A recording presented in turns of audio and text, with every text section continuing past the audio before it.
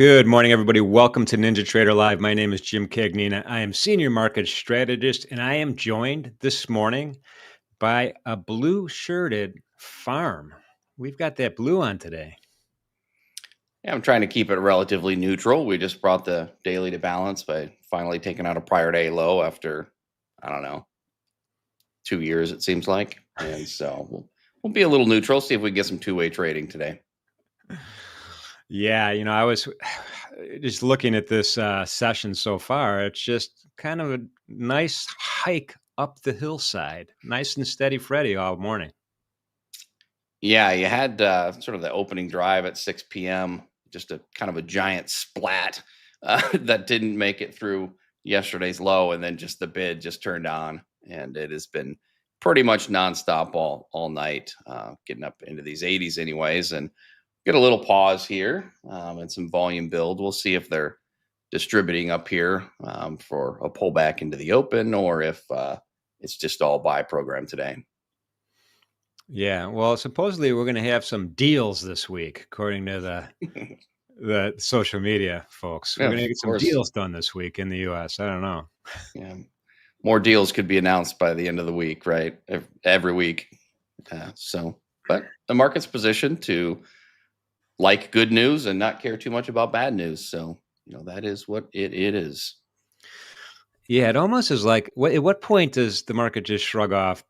It realizes the nonsense, right? Realizes, all right, this is just rhetoric that has no basis in potential.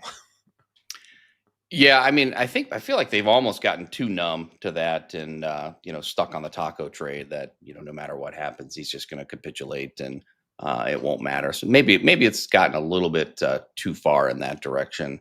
But we'll see. I mean, again, the market is a very different position, right? I mean, when April 2nd or whatever Liberation Day happened, there was already significant technical damage, right? So the market was in a position to react very poorly to that news. Now we get, potentially same news. We're hiking tariffs on all these different countries and there's no response. Well, market's in a very different spot here, very technically sound, position to the upside. And, so we'll see if anything can derail this thing. Yeah, on Bloomberg surveillance this morning, some cat was on there going, I can't remember who it was, but saying that the president's showing a high degree of flexibility. Yeah, yeah, yeah. That's one way to say it. That's for sure. Oh man. Well, just looking at the chart, we had those in the E-mini S&P anyway, we had that really crazy low we saw yesterday.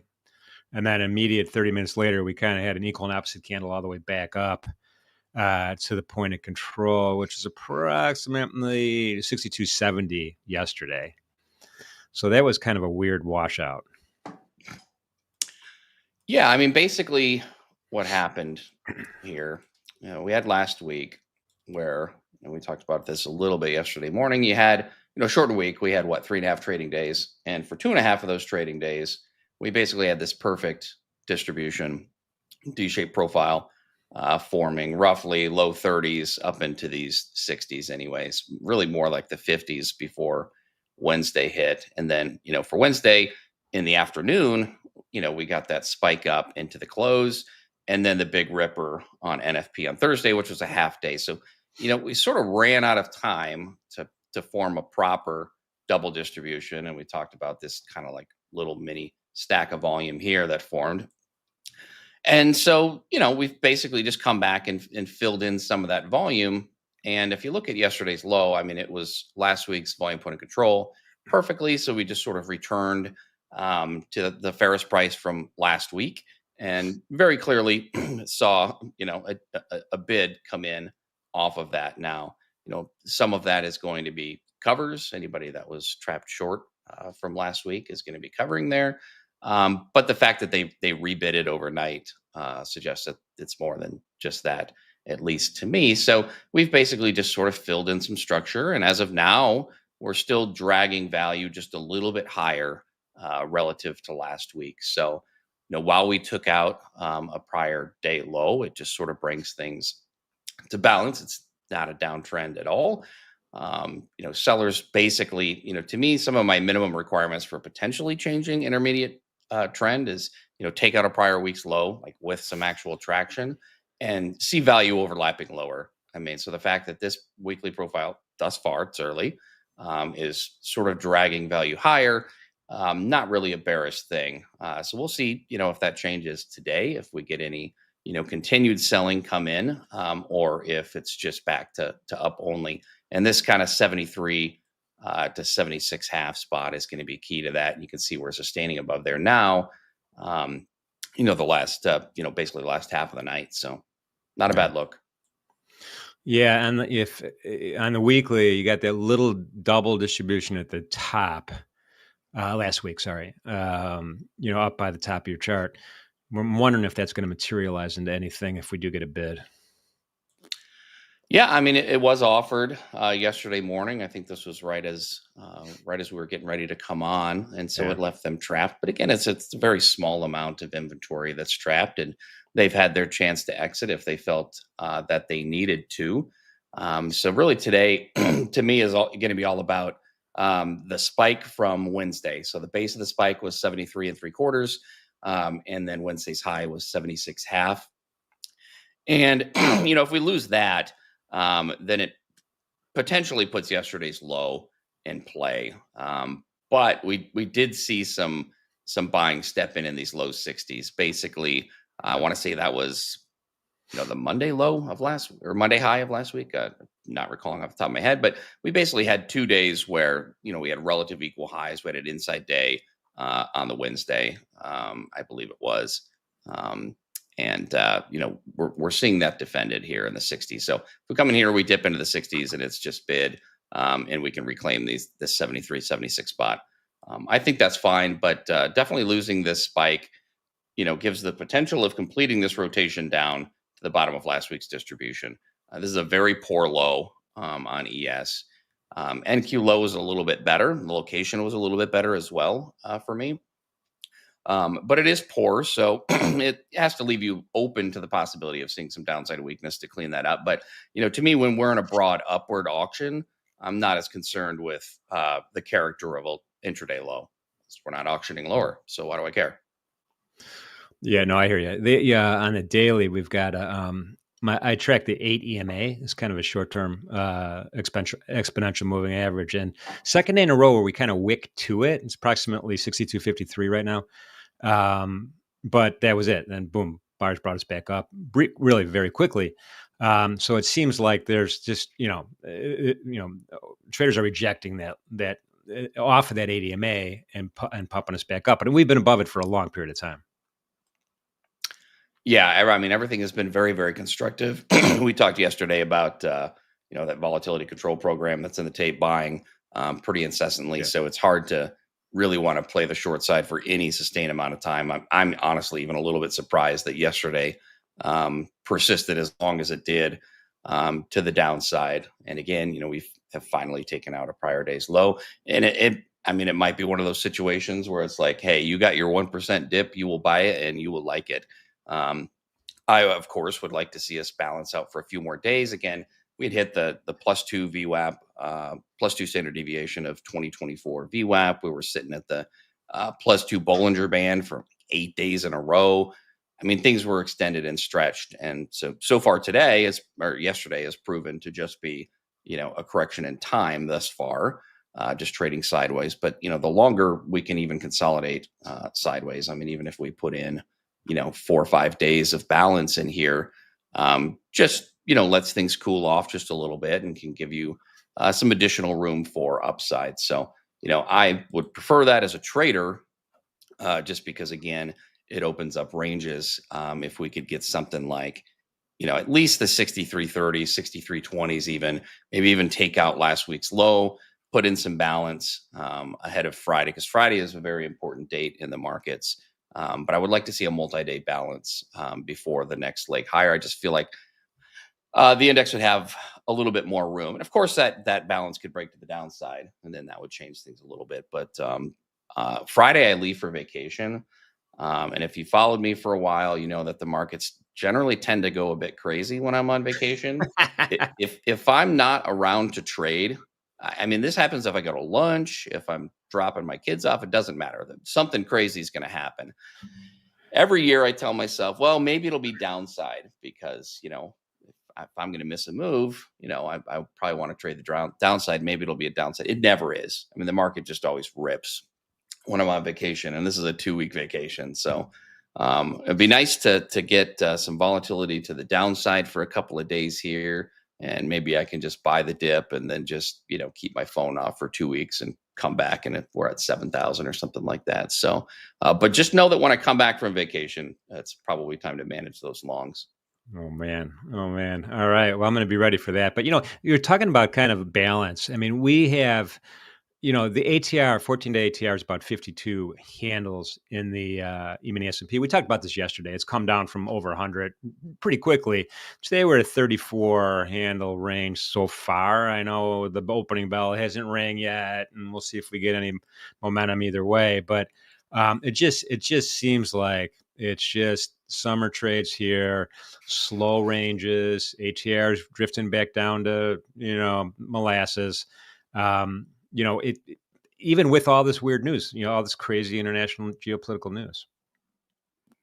Yeah, it's it's definitely very well pinned and positioned to stay that way, unless we can get some kind of realized volatility to shake things loose. It'll be more of the same, and so just very selective. Pick your spots, and then hold on seems to be the way. It was a little bit easier when it was just straight up.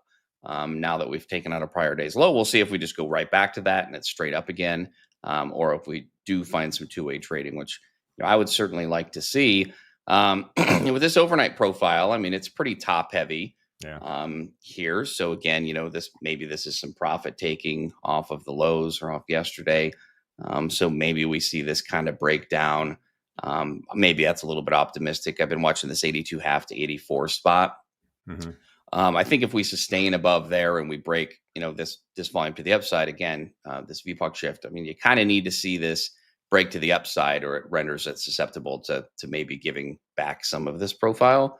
But I'm watching kind of up here. I've got this 90, 93 to 96, let's call it, maybe just a little bit lower based off yesterday's profile. Call it 91, 92. But that to me is where we're going next.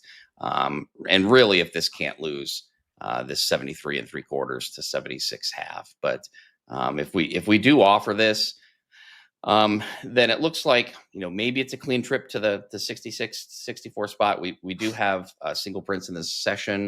You can just kind of tell it's there. This isn't the 30-minute, but you can tell it would be there on a 30-minute.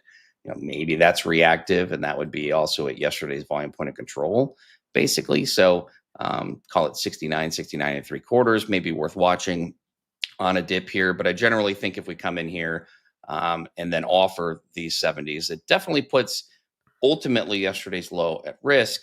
Like I said, I am still wary of the fact that we've been buying. They bought the dip pretty aggressively once we hit below 60. So it seemed like generational lows anywhere near 62.50, 62.60s. But I wouldn't mind coming in here and cleaning up at least yesterday's low. And that's I feel like I'm being overly optimistic, but I would like to see this form some kind of a 4 or 5 day balance, as opposed to just one day taking out a low and then rip time. Yeah, no, I hear you. I have my eyes though on speaking of the upside though. I mean, we have the London initial balance high at 89, right? So 62.89, and a lot recently anyway. I know we're in a bull market, and so it's moving up, but a lot of times that high is taken out relatively quickly when the bell rings. But so I got my eye on that 62.89 high for the session. Yeah, we could come in and take that out and maybe stall into the 90s. But it's hard. I mean, once you get a session uptrend like this, it's definitely, we've seen in this tape, you generally don't want to fade it. So you're going to want to see some kind of a breakdown and give back before you look to the short side. So above these 73, 76.5, lean into the long side to potentially take out that high. I agree. Yeah, that's good stuff. Do have a question in the chat, though, that I'm going to throw at you. Good morning, chat. Thank you for being with us. Slightly modified schedule. We're starting an hour late, but Friday it's all back to normal. So 8 a.m. Friday. We did it backward. I was hoping for a later start on Friday, but Consistent asks, Jim, do you like to set your value area on the volume profile at 68% or less? So I just leave it custom settings. It's one standard deviation. That's where you get that 68%. If you remember your high school math, I don't know, for me, it was probably college math, that bell-shaped Gaussian distribution and they kind of look at that one standard deviation in that bell-shaped curve as kind of a measure. I'm assuming you're doing the same thing, Pharm. Yeah, a lot of them default to 70. I've tinkered with 70, tinkered with 68, and then for obvious reasons, you can split the middle and go with 69. But that, I haven't found that it matters too much. When I'm looking at, for example, a value area low or value area high, I'm looking generally more at the profile shape and character.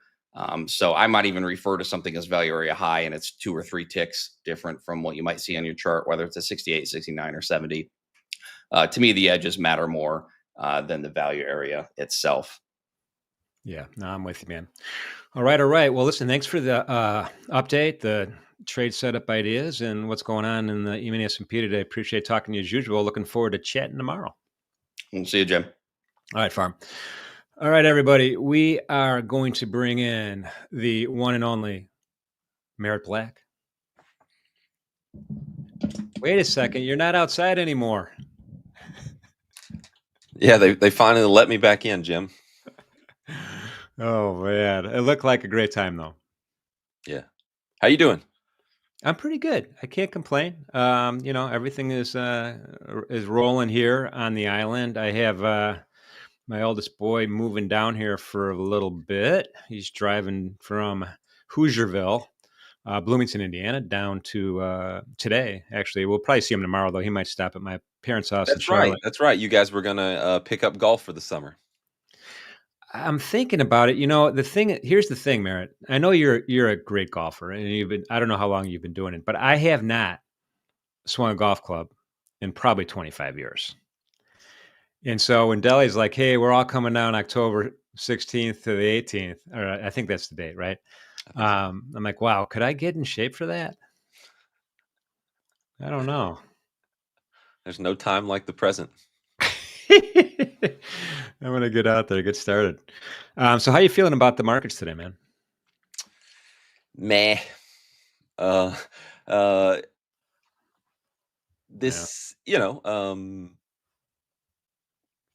Anytime for at least NADRO in the way that I trade in terms of big opportunity, they don't really exist at all-time high territory because we lose all the references and there's no contextual shift that's occurring. There's nothing really dynamic about it across timeframes to give what me and my students call really high opportunity. However, that doesn't mean we can't scalp.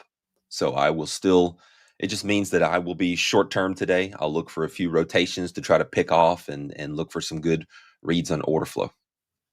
Yeah, that makes sense. I was looking at the 30-year Treasury bond this morning, and we're another big red candle after big red candle, and I'm looking for downside targets, and I'm like, well, there's a lot of just empty void here. There's not, like you said, there's not a lot of reference. You had to go back a bunch of days to get one. Yeah. So maybe something. I don't follow the 30-year, but I follow the 10-year, and they move pretty similarly, right? Like in terms of correlation. Yeah, like they 109.20s on the 10-year is a place where we could get to or run stops. It's value 109.30 is the value area low from last year, and that's right where it provided resistance in February from below. It provided support throughout the remainder of the year there. So that's a good target to the downside there for me. Yeah, no, I like that. I just pulled up a 10-year as well. We got and there's all sorts of kind of key, we'll call them gamma levels. I don't know. I'm slowly becoming a fan of the gamma levels, but Nice. Jax 3 is right down there at 110 even, and so we would that's a target sometimes, right?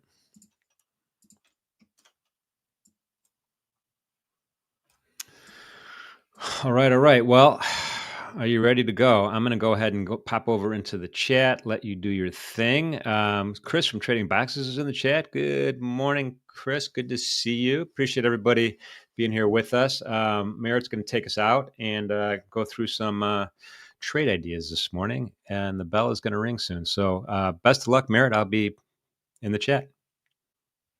Sweet, Jim. Take care, brother. See you soon. Hello, chat.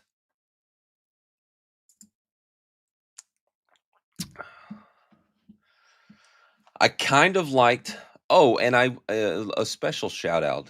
Hello, Charlie, and hello, Eva. I kind of liked potentially shorting right here as I was just coming on stream and starting to talk with Jim. I wanted to watch it kind of closely, but the rub is that we didn't.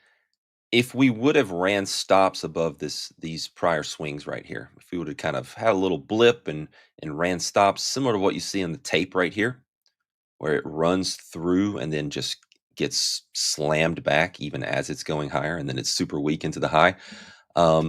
This was a weaker up leg here, and I wanted to look for, it's right at the +1 standard deviation. So that's a spot where I could have looked for a little scalp short there, but it didn't run the stops. And so no trade access there. My goal today, as you guys know, my trading has been a little bit of a struggle lately. Good morning. I missed a round trip. I went, whatever it was, another kind of like 0 for 6 session or something like that the other day on stream. So obviously our equity curve is in a bit of a drawdown, but that's real trading. You spend most of your career in a drawdown if you really think about it, right? You're only making that next new equity high occasionally, and the rest of the time you've had a loser or two or whatever. So it's important to start to get a little more comfortable in that space. You don't want to be freaking out every time you aren't at perfect account equity highs and things like that. And so one of the things that I do consistently is I give myself a lot of discretion on my trading. I allow myself to really push that envelope and get to a place where it's very fluid, very intuitive with all the NADRO-based frameworks and all my scalping stuff and all the stuff that I teach people. It's all there, but it's just kind of under the surface, and I give myself a lot of discretion and freedoms. Well, almost always that ends up going a little too far, and I have to rein that in. I end up saying, well, I'll compromise this and I'll compromise that and I'll compromise this. And then it just becomes bad trading. So I'm at that place, and I've talked about this for years. This is nothing new. Those of you who have followed me have heard me say this before. You're bored out of your mind right now. I'm currently at that place right now where I'm going back to a little better selectivity. I passed on a trade I could have compromised on. And so here for this stream today, you guys are going to see selective Merritt versus kind of a little more shoot from the hip Merritt. So let's get into it. Once again, good morning, everybody.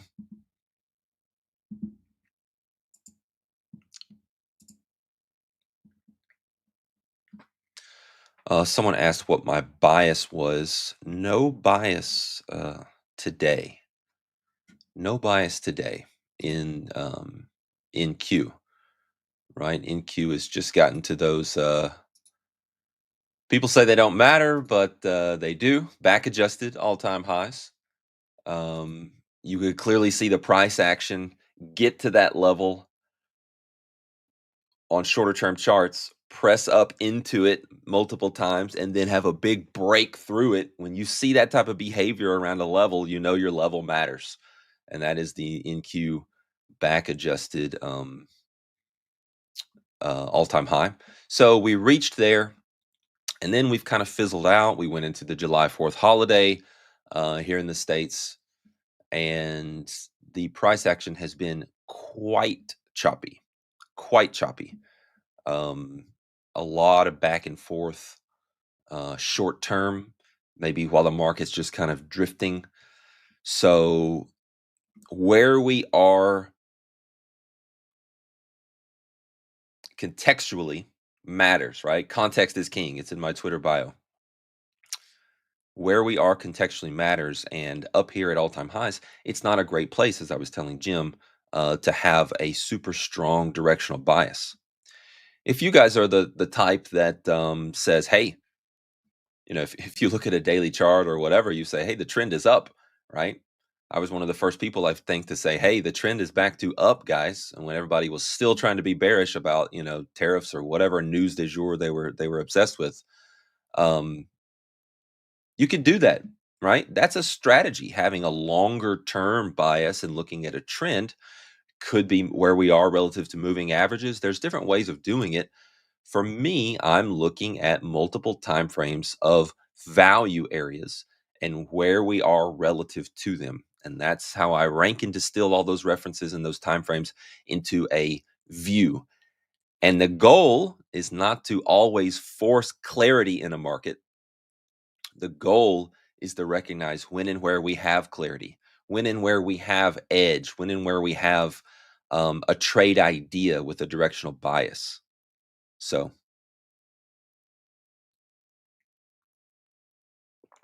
very important. Nice little order flow blip here. I'm again going to refrain because of how we are still inside this level and essentially this level. So this is just interior inside the last, let's call this rotation 1, 2, 3, 4, 5. All this is just occurring inside the past 5 or 6, maybe 7 rotations, right? Whenever you're in that situation short term, you either need to have a really good idea for being aggressive and putting risk on inside of such an environment, or you need to be quite a bit more hands off inside those. That's my take, at least.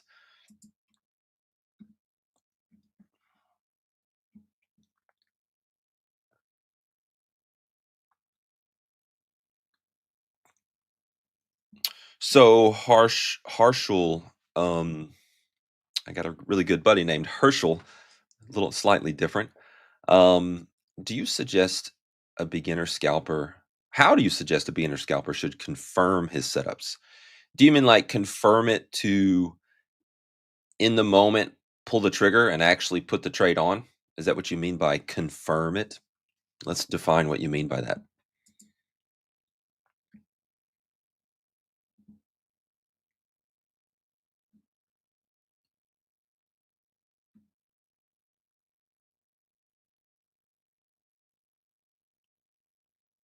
Maybe once we get into the open here in a couple minutes, I'll be watching closely for any type of failure around this area, as long as order flow still looks fairly weak. Keep an eye on it.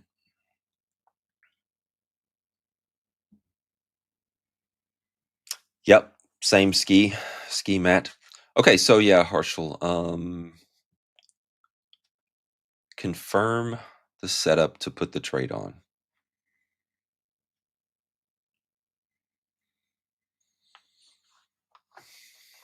It's complex. You want to have something of a playbook, right? You want to have certain variables that need to line up in order for there to be a trade idea.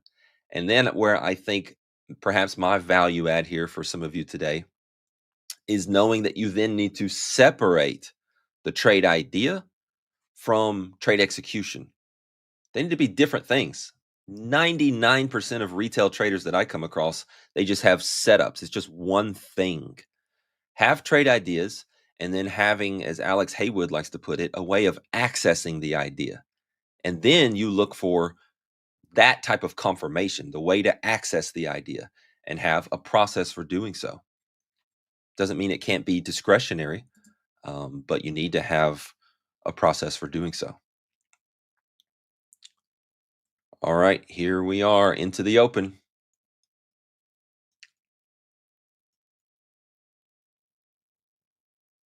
Just look at this 30-minute chart over here. Look at that. All that back and forth action in this range.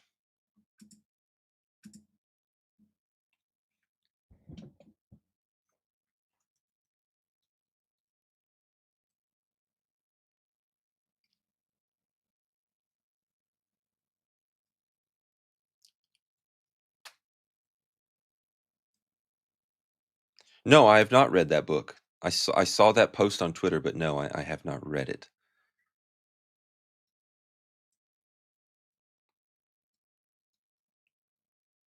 I've not been good at keeping up with my reading as of late. A 2-year-old and a 4-year-old will do that to you.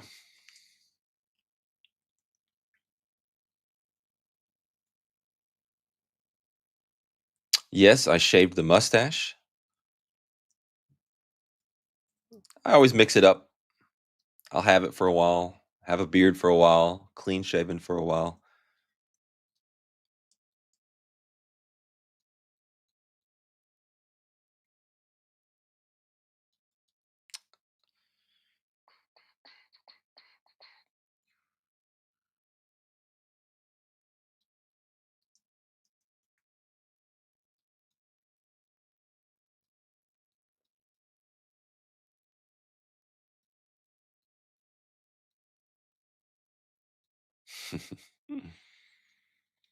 Yeah, it's a handful, but nothing better. A bearish view on crude? I don't know. We'll check on it in a bit. Exactly, Schwartzy.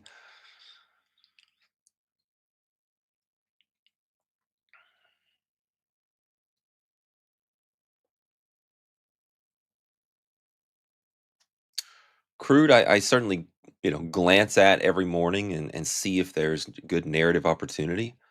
Um,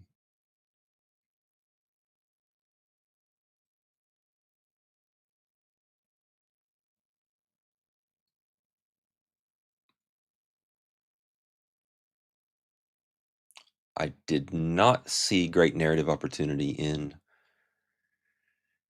in crude today.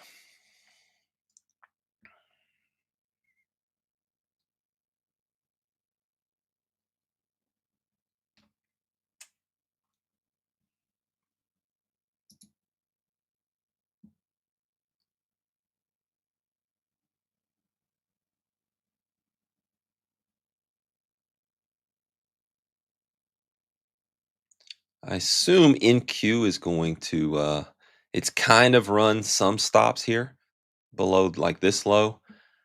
I am kind of leaning towards it running a few more stops, but we'll see. Buyers are coming in strong here off of this turn. It's a nice size rotation. We have been struggling to hold anything through the um, the ETH session VWAP. So who knows? But I do think there's some couple more juicy stops down below the like the 903 area down here.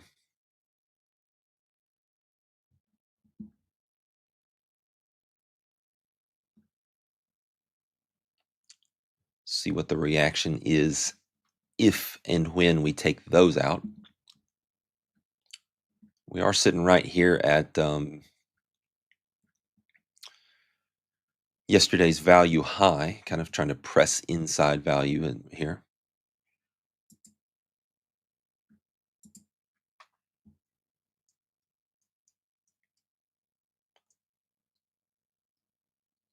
Kind of struggling to take out those lower stops.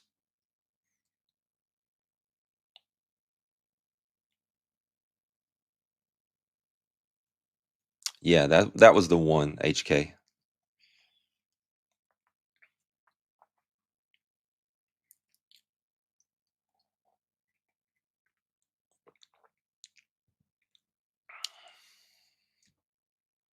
There's the stop run. You see that? How it just speed of the tape got really fast. It just kind of vacuum sealed dropped through.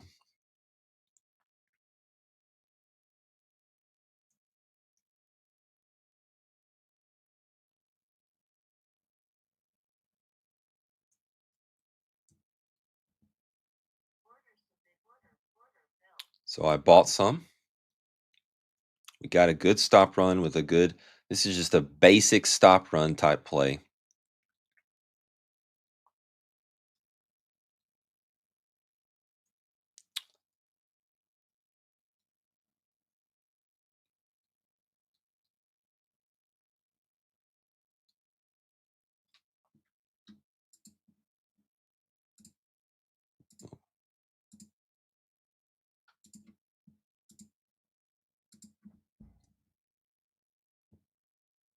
Buyers kind of struggling to keep it going here, short term.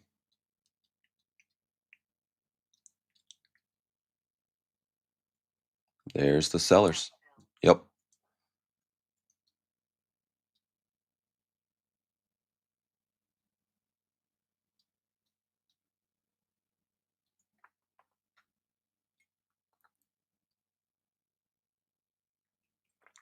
Bit of a squirrely tape down there.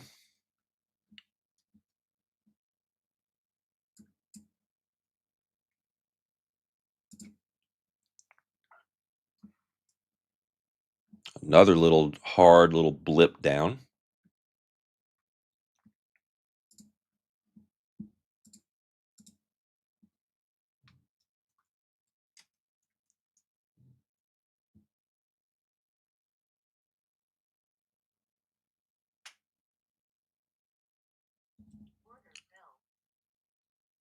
Short-term re-entry.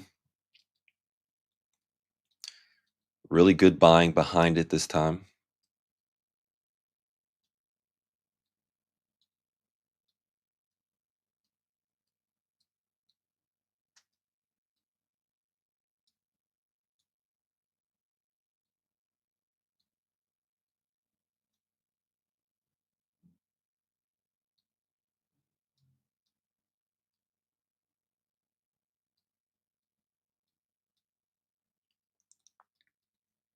The sellers are not wanting to give up control of this mostly seller dominant tape that we've had since the open. Buyers are kind of having a hard time lifting it, so I'll be quick to scratch out of this position.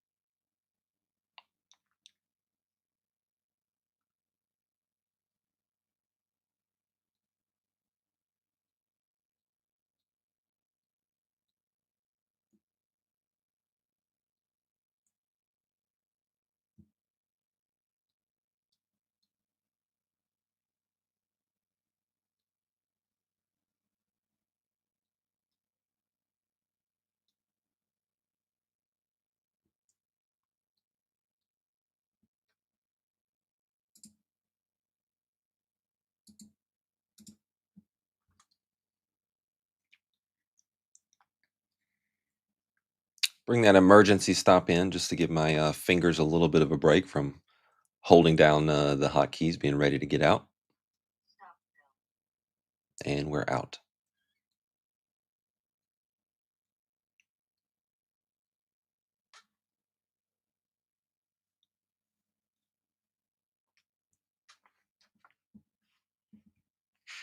I liked the play. We just couldn't get the shift on the tape. At this point, I will not continue re-entering on little new low blips. I'll actually wait for something of a contextual order flow shift, a really good type of um, wind at my back, if you will. Two very good spots to attempt the trades right there.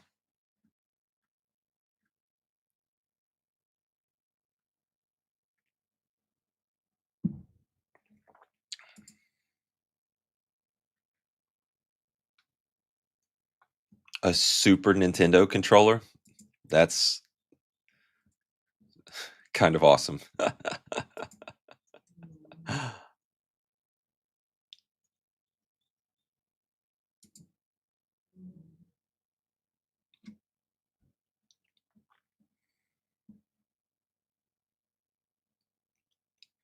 Another nice little buy signal right there, right from the -1 standard deviation. We were looking at the short from up here, didn't quite get it.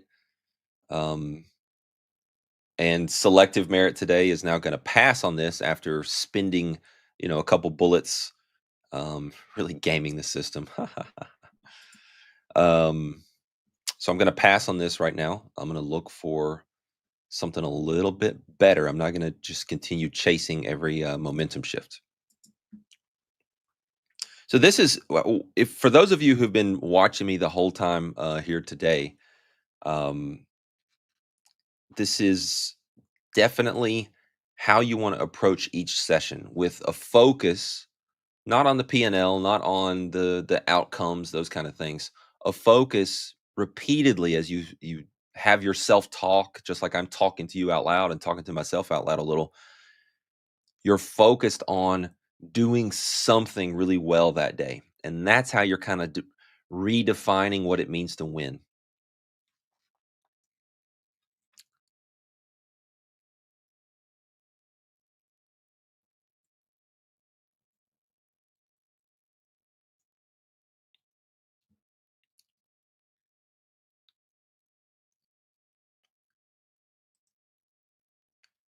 Yes, I do. I do back adjust charts because I'm looking at continuous measures of value. So these quote unquote artificial gaps that wasn't a shift in value relative to where price was one tick ago makes 0 sense. It makes 0 sense. So you can't say back adjusted is better, non back adjusted is better. You literally cannot say that. It depends on the type of analysis that you're doing.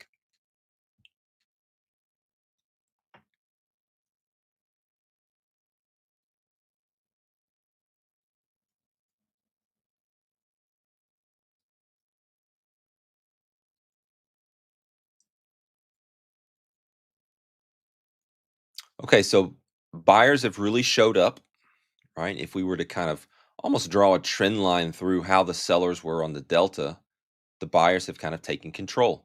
So that's what we were looking to see. Unfortunately, it appears like it's just going to have this 2-bar pullback and go. So we won't be able to access that. But that's trading. We'll see. We could get something more of a pullback.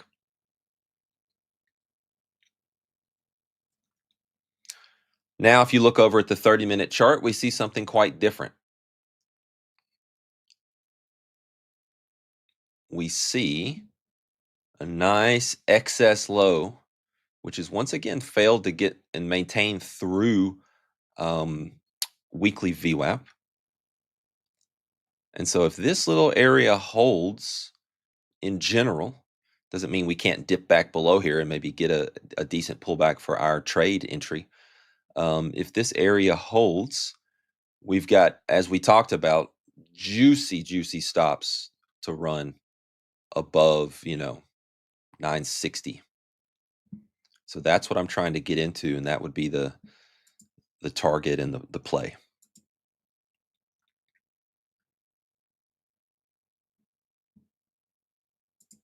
It's just one of those things where it's like, is the market going to leave without me?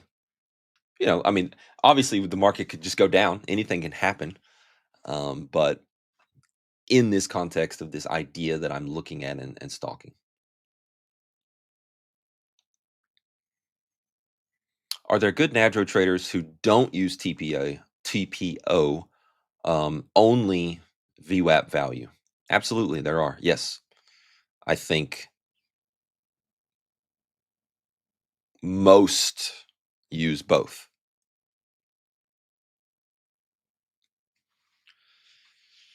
NADRO stands for narrative, acceptance, developing value, rhythm, and order flow. And that is the top-down approach of how we look at markets. It teaches you those frameworks to see things.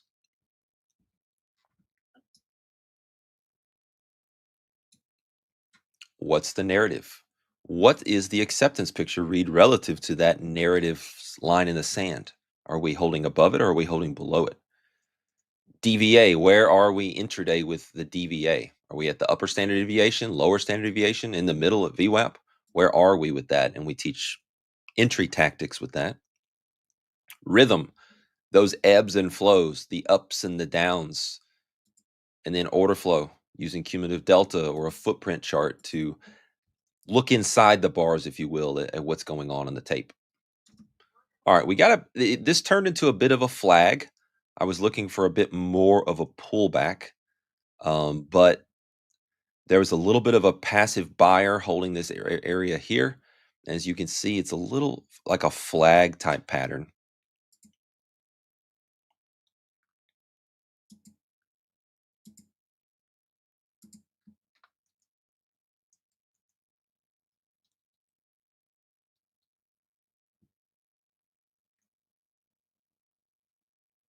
Not looking good.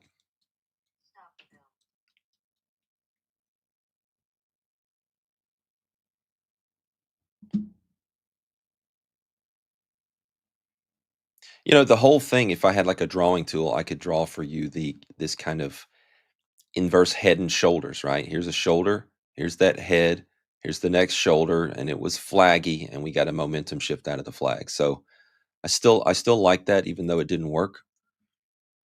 But obviously, this getting into this idea has been messy.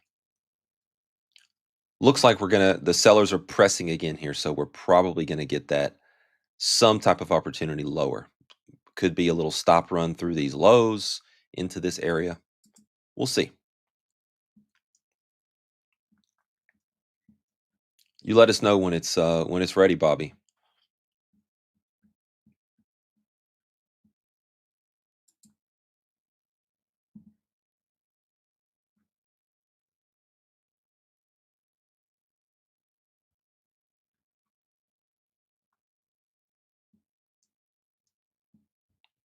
Aye aye. More buyers to trap.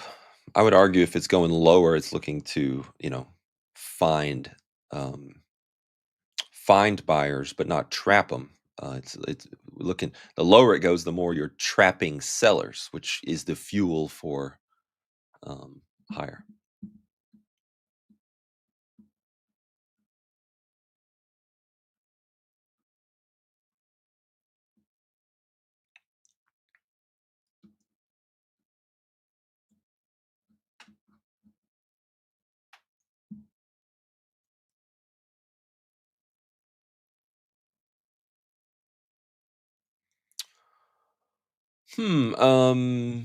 Cumulative delta for just the RTH instead of the ETH.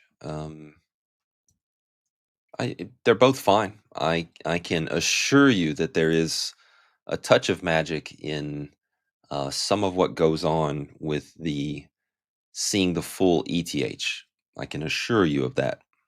But they're both quite useful.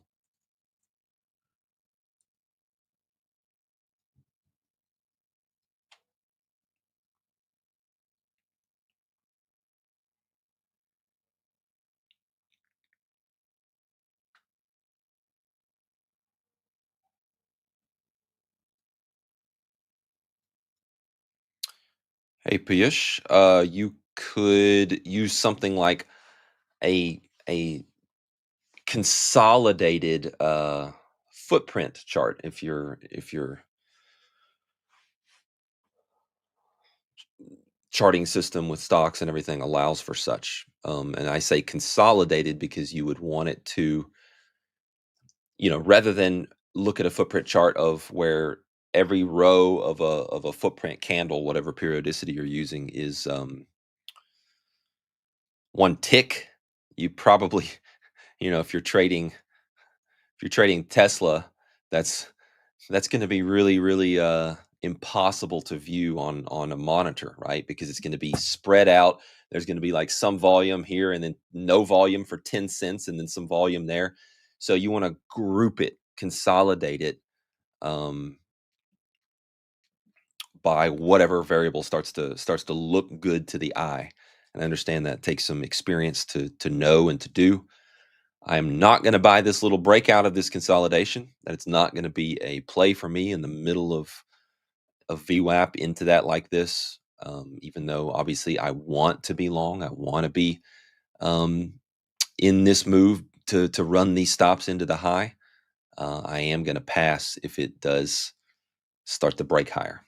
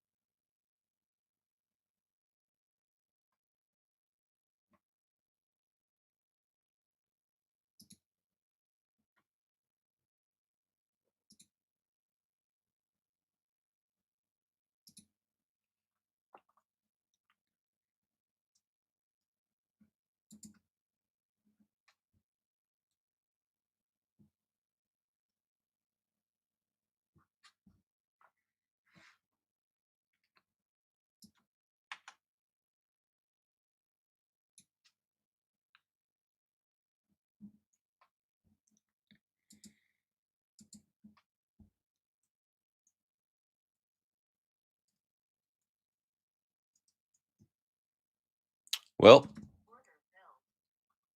we got the stop run lower. Based on the pickup, I don't know if you guys noticed, there's a real pickup in the speed of the tape here. It's going to allow me to get away. There is a bit of slight compromise in the timing of this trade location. So I'm not really going to sit in a pullback. This is going to need to kind of pretty much just go. I might allow it to go a little bit below where my entry was, but I'm going to need to see follow through, breaking through the highs of these swings and going. So again, I'm not going against what I said earlier about not buying a break of those highs. We did get the stop run lower. I was looking for it to go a little bit lower.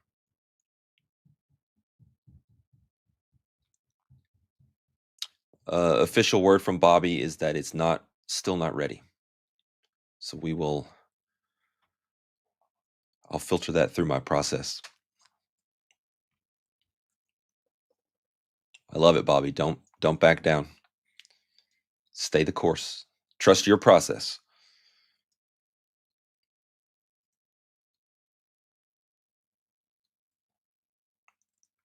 It's kind of stalling here, Bobby. It might not work.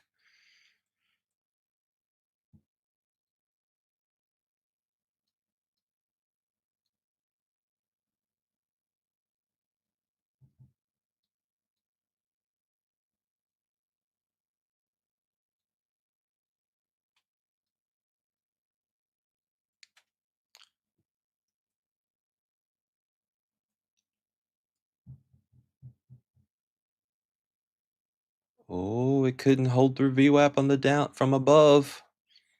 Who knows? Remember, for me, the reason I'm looking for these longs and the reason I was looking for, shorts earlier, it's driven by kind of what's the contextual view? Where are we vulnerable to stop runs? Where do we need to see some excess created before we go the other way? Things like that. It's not all about the short-term chart.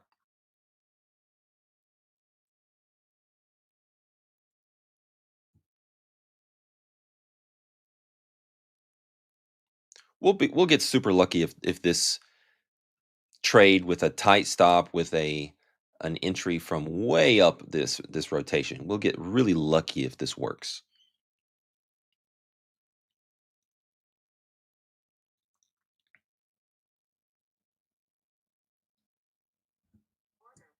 Speed of the tape picked up right there. The sellers actually kind of started to press it, so we'll stand aside, falling back inside this range, if you will, of all these highs here. Wanted to kind of see that hold. Like I said, I'll give it a little bit of wiggle room right there. But if it starts to really, and again, notice a couple times I've used speed of tape as one of the key variables for doing a certain action.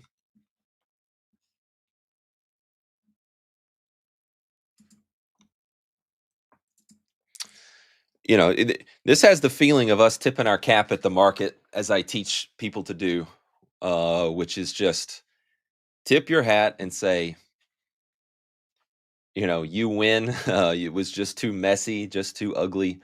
A couple of these lows, which were much more kind of standard NADRO entries from kind of the developing value low, if you took those, which maybe in an alternate universe I would have done, then you're really golden, right? You're at least getting scaled out into VWAP on either one of those entries.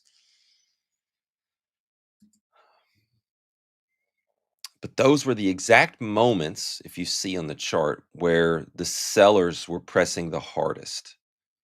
And so for me today, one thing I was looking for was I was looking to see the strength on the tape, as I've said a couple times, behind me to work into some entries. So I was looking for a little different type of entry there.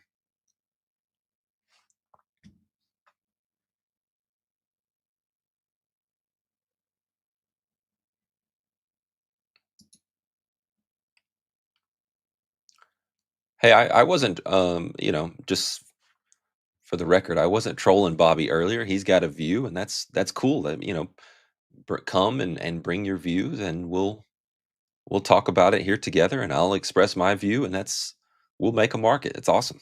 It's great.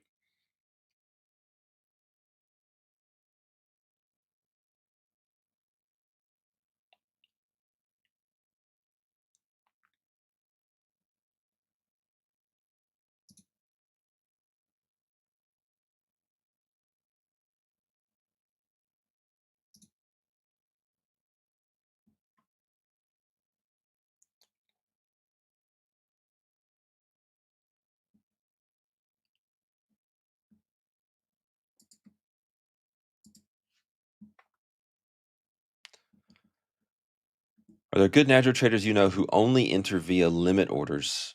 No. I mean, I might have to talk to one of them.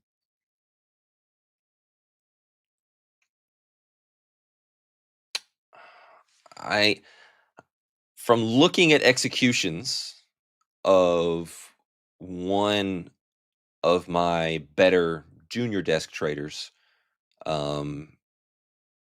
they appear to be using some limit orders at some key references for some setups. But no, the short answer is no. I don't see that consistently. The way I teach entries, it's, using the DVA framework, looking for the counter rotation, right? If you'll notice if you go back and look at all my streams, if I'm getting long, there's a down move that starts to turn, I'm getting long, right? A down move wicks the lows, starts to turn, I'm getting in. Flaggy move starts to turn enough to where it's breaking it. And this is a momentum chase wanting to be long from lower, in which I didn't give it any room because of it's compromised in terms of trade location.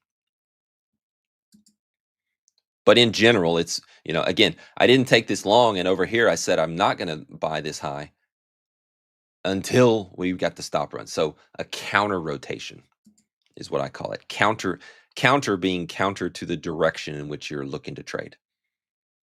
A pullback.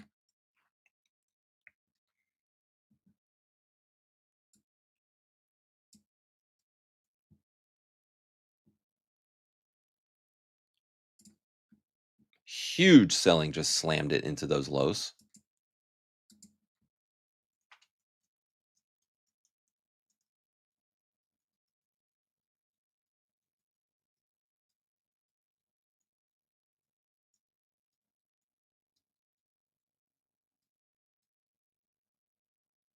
Big time.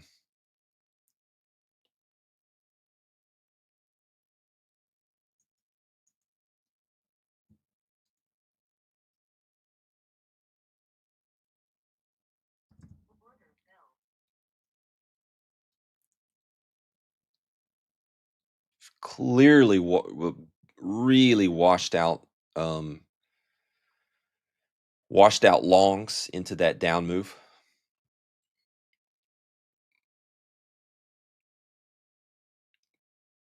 Which is when you want to be long.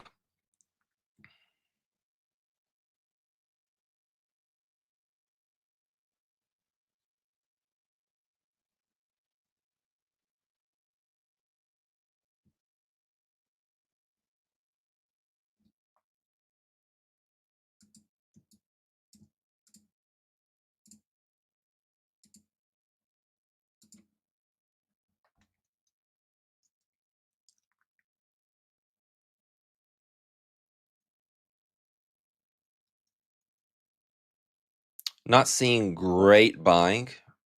So typically if this type of trade is going to work, a lot of times you're going to see really good reversal in that order flow. Not seeing that really here yet. More of just a drift back up rather than the buyers really seeing this as advantageous.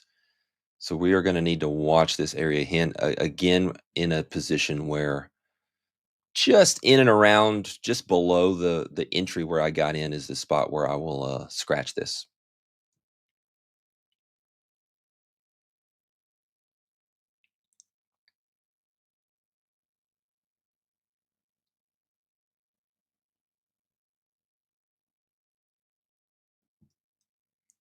If this trade works,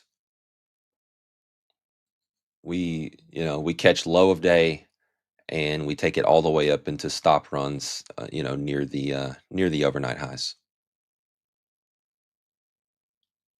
Sellers not really concerning me as they bring it back down. Buyers coming back.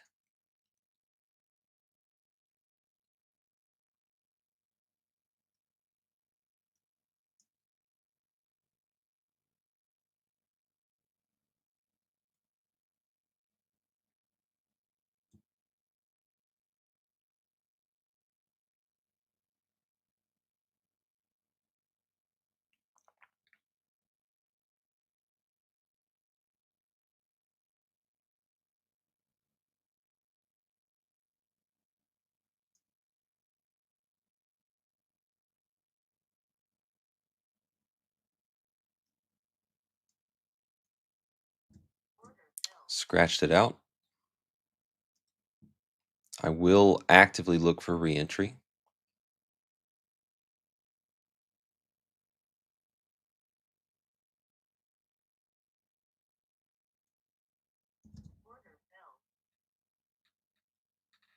Took the reentry.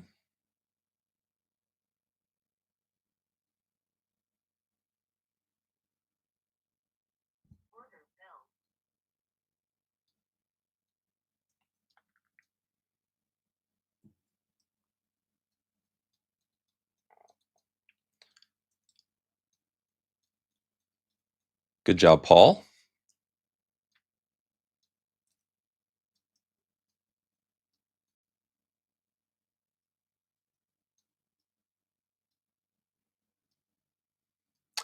That is true, Michael, but recall that my initial desired trade I didn't get access to was short initially, but only to kind of get down into this region for longs. Scratch out of it again.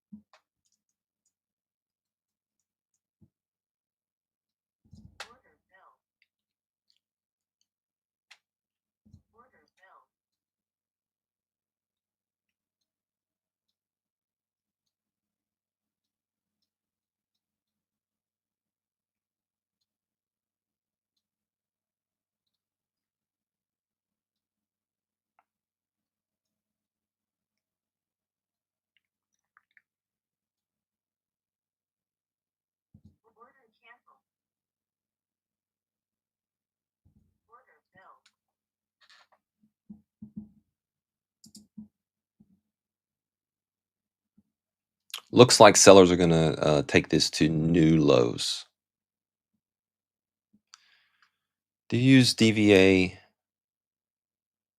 A VWAP, anchored VWAP, I'm guessing is what that is, from IMP, impulse swing high and low. I don't use any anchored VWAPs actually. Anchored VWAPs can be fine. Nothing wrong with them. I have so many VWAPs that I'm looking at already. I've tinkered with adding them, but they just don't add enough additional value to what I'm already doing.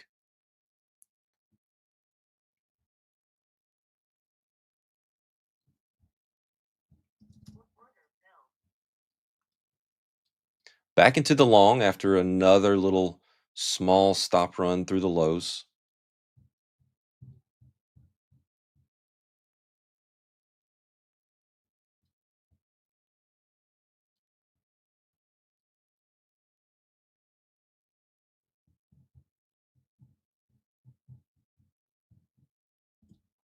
Got to come out of it.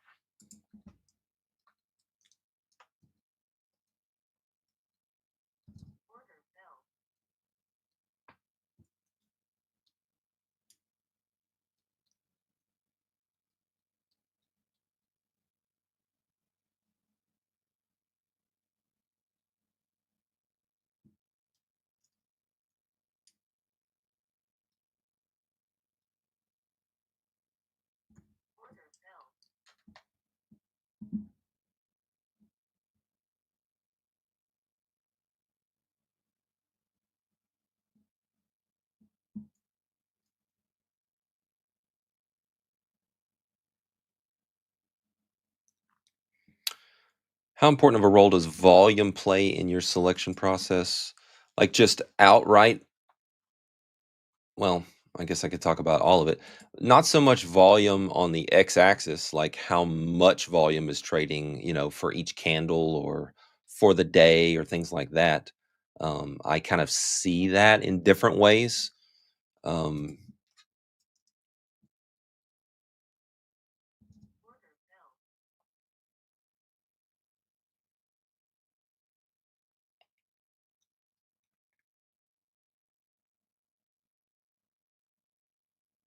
but certainly, volume on the y-axis is a big deal for me. Structure, where there's volume being traded, where it's not, things like that.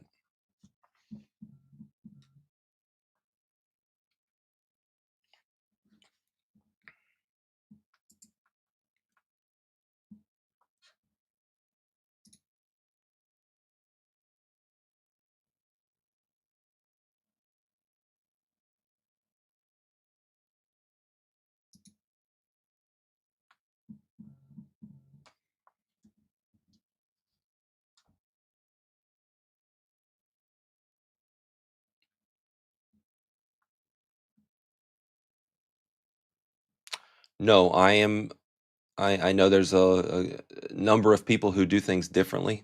I'm not a fan of watching ES to make NQ decisions and vice versa.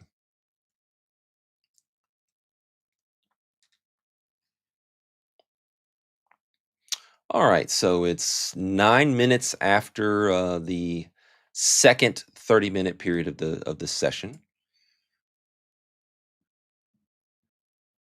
We haven't quite made it down to value area low.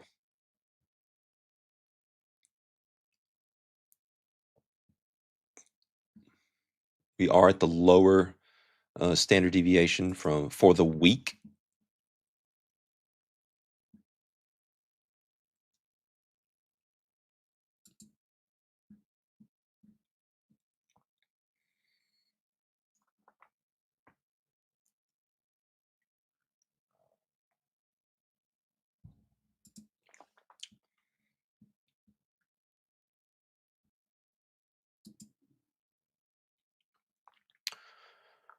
One of the things I used to, I was telling someone this yesterday.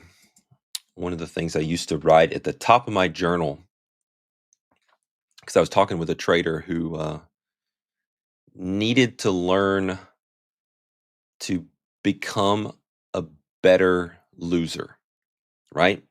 In order to become a winner, first you must become a great loser. And so one of the things I was telling them that I used to do was at the top of my journal, before I even started the session, I would write, discomfort is coming. Are you ready for it? The discomfort is coming. And you're going to face discomfort and whatnot as a trader for the whole career, forever, right? Whether it's the discomfort of holding an open position that's working and you want to kind of take those profits and relieve yourself of that discomfort, whether it's the discomfort of putting on an entry where you're kind of hesitating and unsure if it's going to work, that type thing. Um, Absolutely fly there. You have to be comfortable being uncomfortable to trade well.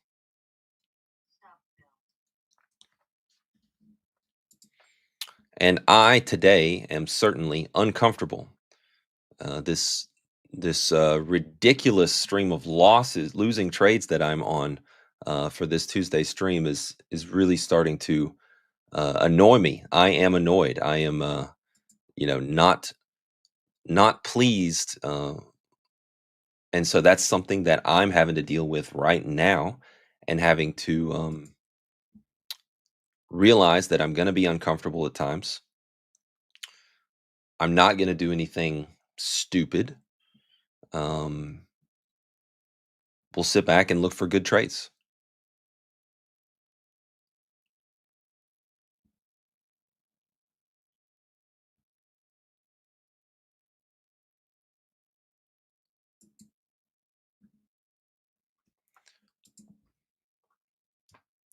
Really love this little weak buying bear flag imbalance pullback here.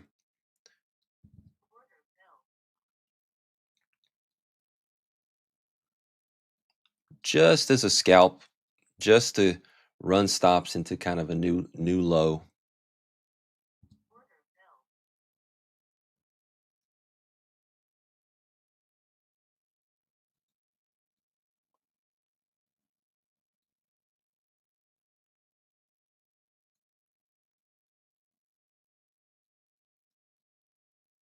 Not as secure. Remember before when we were going long, it was better excess on the low, and now all of a sudden you spend all this time down here and put all these rotations in the lows. Not a very secure low.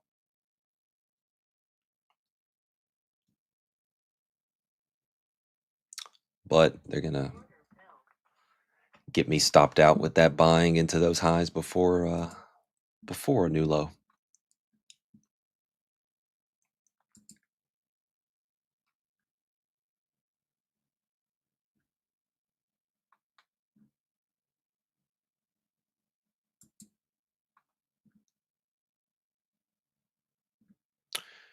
You can check out all kinds of stuff about and interviews and videos and all kinds of things on our website, apterostrading.com.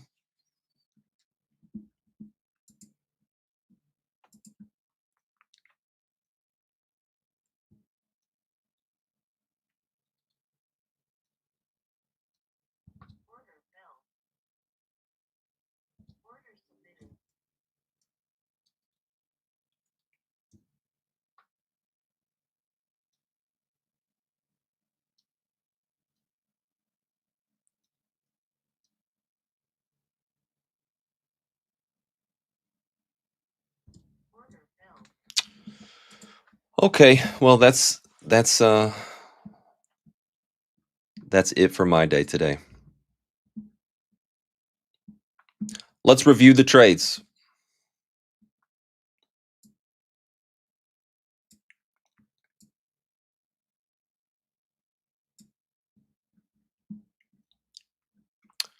Liked the short initially, but wanted a stop run through the highs to kind of go sweep these lows.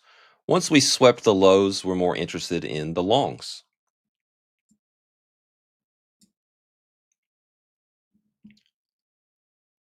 Sellers kind of pressed and then stalled, and the buyers started to come in, and we kind of joined them right here. Got an initial, somewhat favorable movement. And then sellers came back and we kind of scratched out of this. Didn't give it the full swing low there. And then we allowed it to take the swing low right after the scratch. Good scratch. You save yourself, kind of a full 1R risk. And then hop back in, right? We cleared the low. Come back in. Nice momentum shift. Again, we get a little favorable movement. Good entries. Stalls out. Not a lot of buying here. Sellers start to come in. There was a little passive buyer right here that held some of this selling. They dropped it. And again, we scratch out before the swing low, right? There's the one that we weren't in, right? The selling was quite strong. I think I decided at that point to look for something of a contextual order flow shift to start to see the buyers do something on the tape to get me involved again.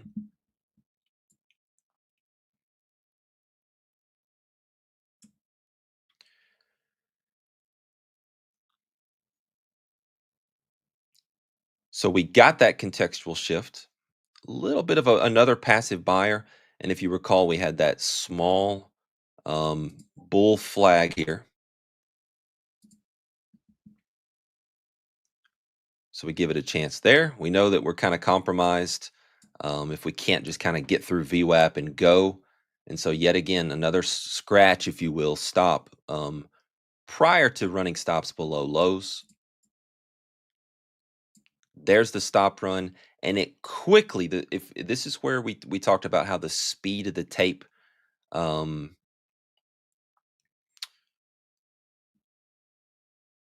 really picked up. It's not super apparent in Delta. Obviously, this is a big Delta bar. It's one of the bigger bars we've seen outside of this selling one here, this selling one here. So the speed of the tape picked up right there. This is a play where it's a momentum type stop. HK saying, feels like you could engage closer to the DVA band levels and could have had a better session today. Obviously here and here, that's absolutely true. It's a little bit of, I say a little bit, it's not entirely, but it's a little bit armchair quarterbacking what kind of worked with the benefit of hindsight. For all the entries that you've seen me go through from this point forward, where I'd said I wanted to see some buyer strength.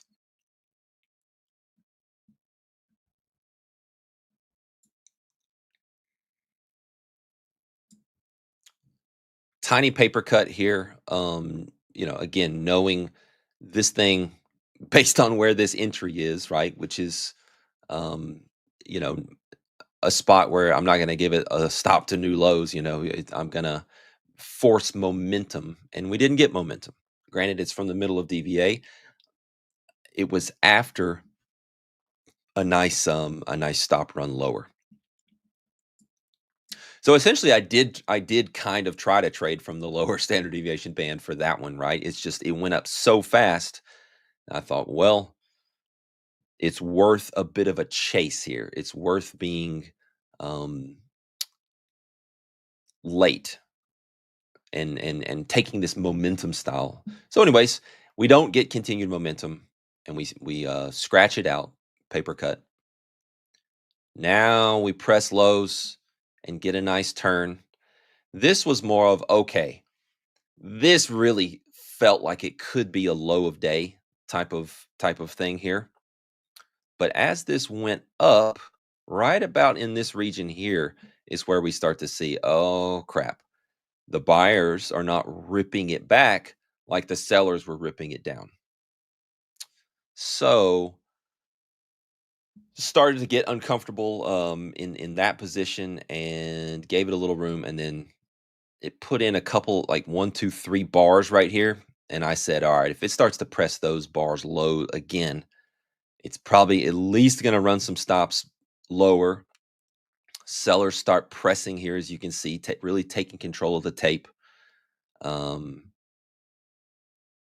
so we're out yet again for the millionth time in a row. So now, the sellers tried something there, and all of a sudden they failed. We'd still love to be long from down here. It really, based on how strong the selling was, could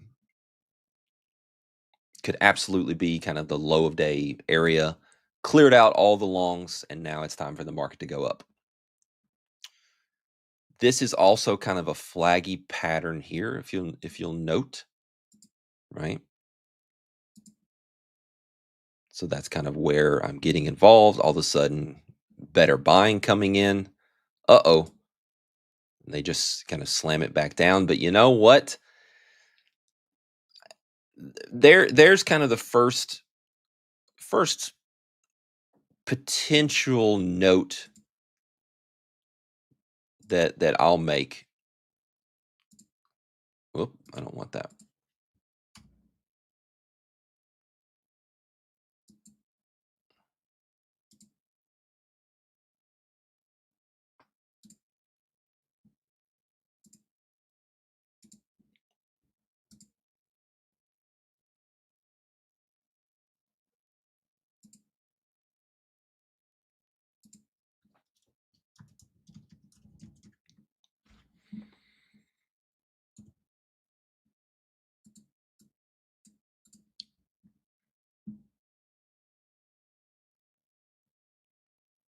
be interested to see what I said real time.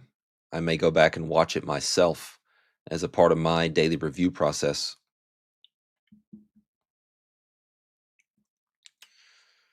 But that wasn't terribly scary selling right there.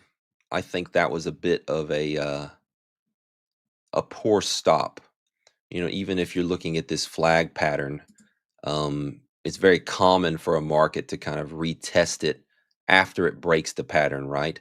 So I do not like that scratch right there. Knowing that, oh boy, I really should still be in this trade. And this is one thing where I teach students and see all the time. A lot of times it's the stop outs or the scratches that lead to what might be called over trading, because you shouldn't have exited a position you're in. And now you kind of either subconsciously or consciously are aware of that. And so you're hopping back in at worse prices. So I'm kind of seeing that in my own trading right here.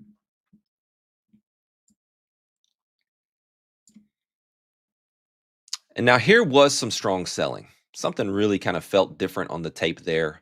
And you can see the delta pressing harder. And it's at that point where you really want to stand aside. The sellers are firmly in control. There's nothing to be doing here. Let's see what happens. They run stops through the low.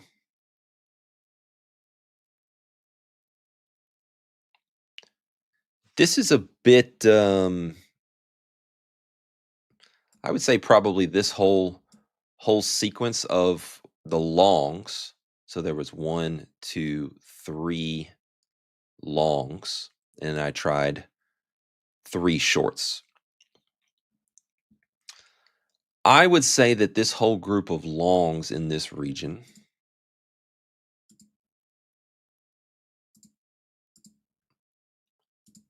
are really a direct violation of my process goal.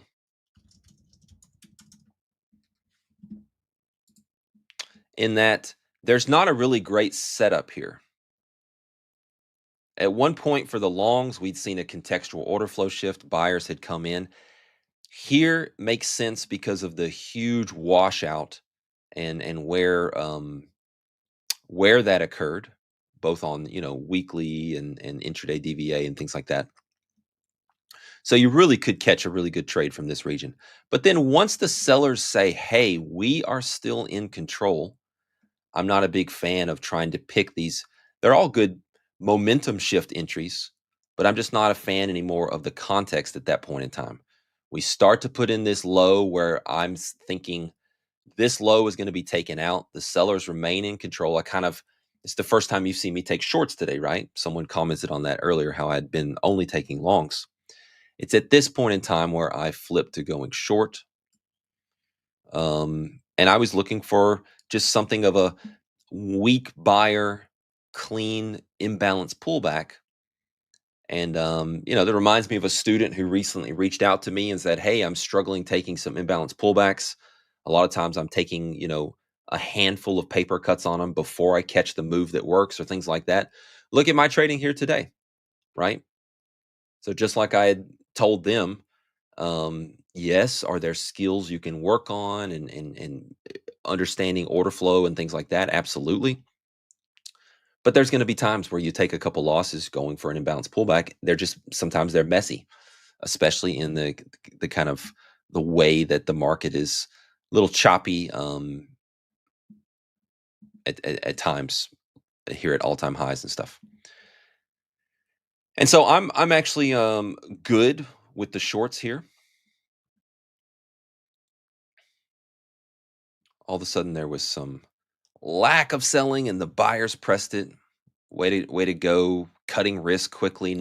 You never saw me get attached to an idea today. Even as frustrated as I was never. That's one thing that I used to do, and I see a lot in traders I work with. You get a little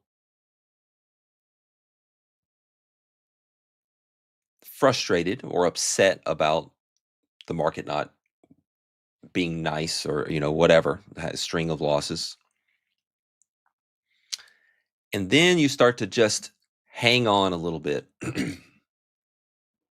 You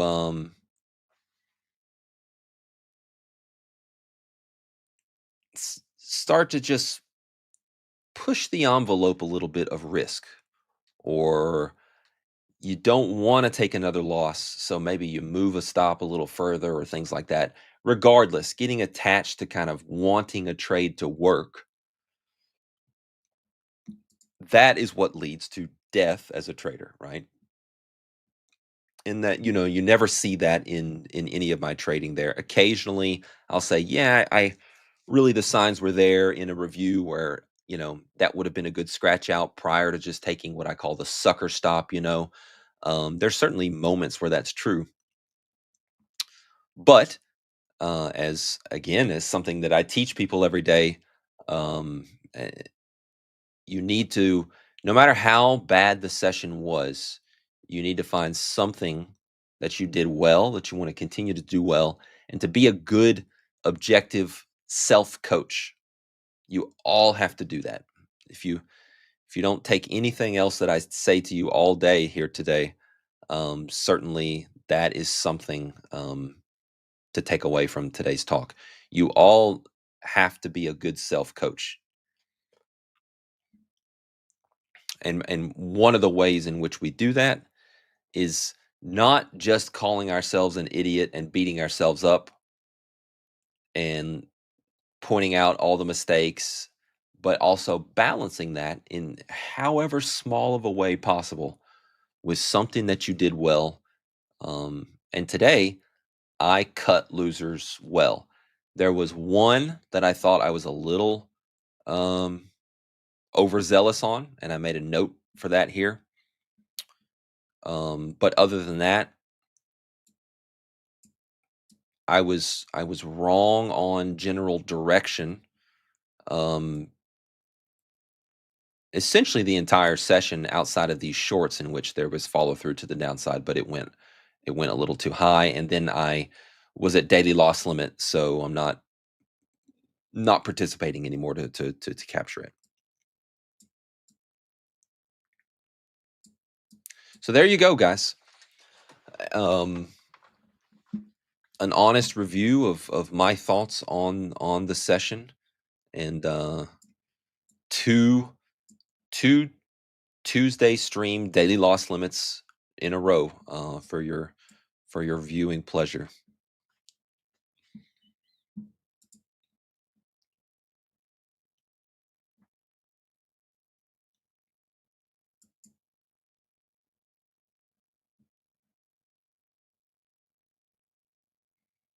So yeah, I'm not mentally shaken in where this would affect me tomorrow or something like that. There is that element of this is the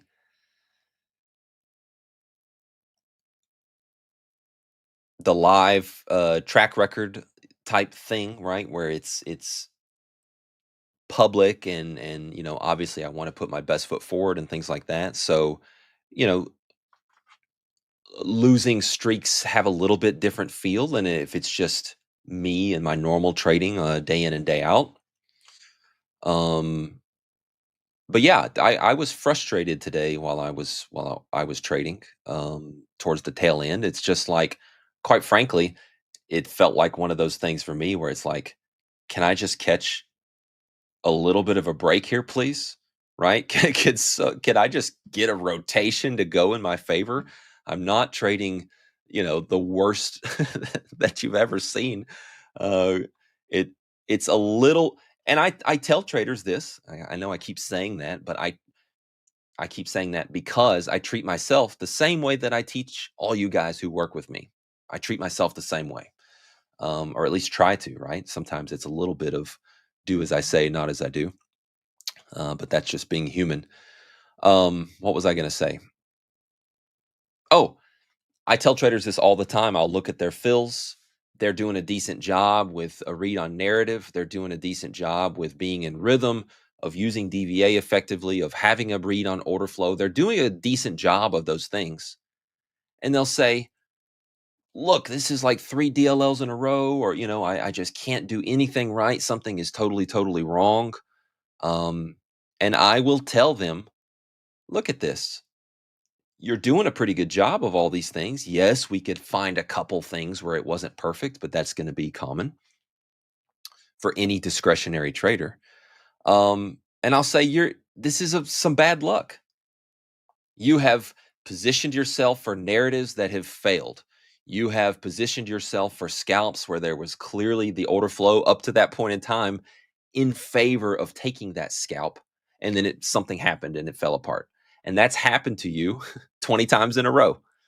And that is a real thing, right?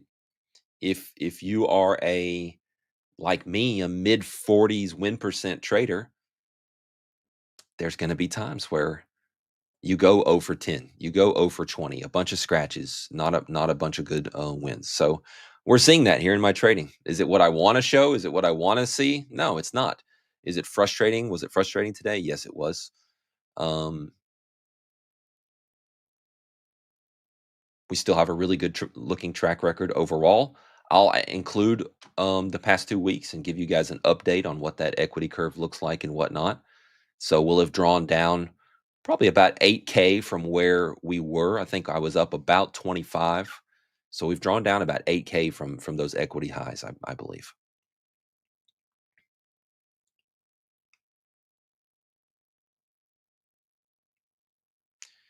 Yeah, again, guys, it's always easy to say, well, why this worked from the -1 and the -1, and someone is saying in the chat here, oh, look, in hindsight, the -2, that's where you should be long from. Well, that is purely hindsight.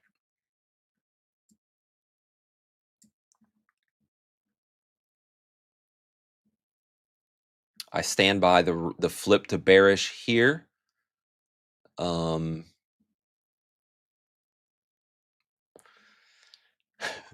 Almost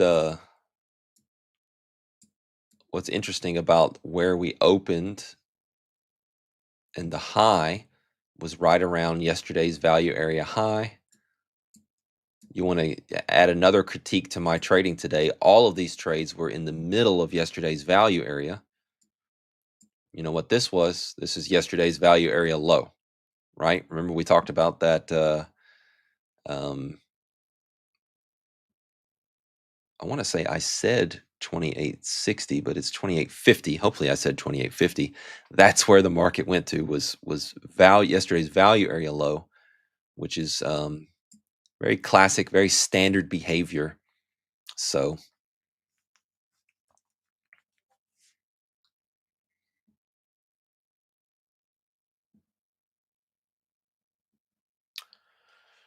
yeah, Michael, as you know, in our stats dashboard, it automatically gives you a couple of month to month stats in that lower panel. So I do think looking at, for a short-term trader, for a swing trader who might only have 2, 3, 4, 5, 6 trades a month, monthly stats they're just not enough sample size.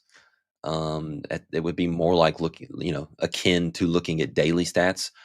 Now, granted, as I'm guessing you're aware of, and you're a smart guy, we don't have like, what was the win percent last month? What was the win percent this month on that dashboard? But no, that should be a part of like essentially monthly reviews. As you know, doing a monthly review, it should dovetail off the last monthly review. The first thing you should ask yourself in your monthly review is, what was the goal or the goals that I had set from last month to accomplish this month, and let's hold myself accountable. How did I do at that? That should be one of the first things that you do in a monthly review, just like in a daily review. How good of a job did I do at the thing that I had set down to redefine what it wins, what it means to win the session?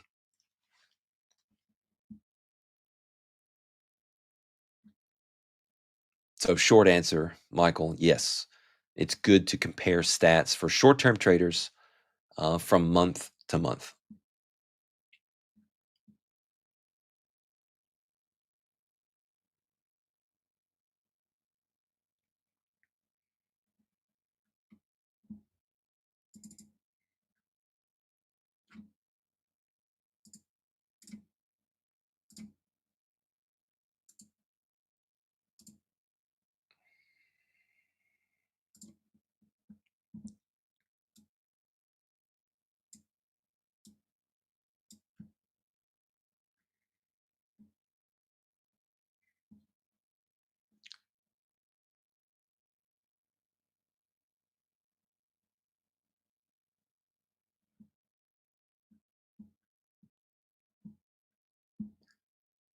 Did Bobby ever call the bottom? Did Bobby ever tell us it was go time?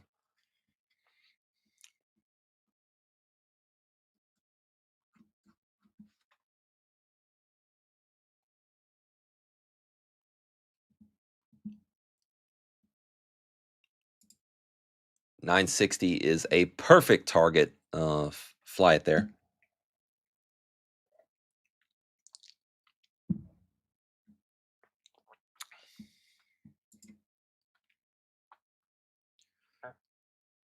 So you're Michael Burry. You're supposed to be not Michael Burry. You're supposed to be long MBS.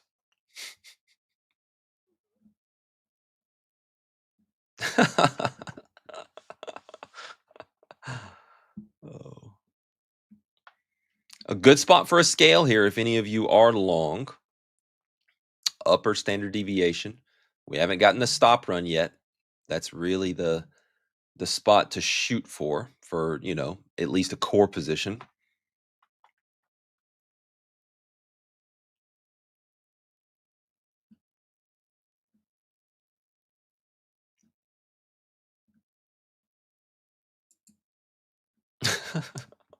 You're really in character. I love it.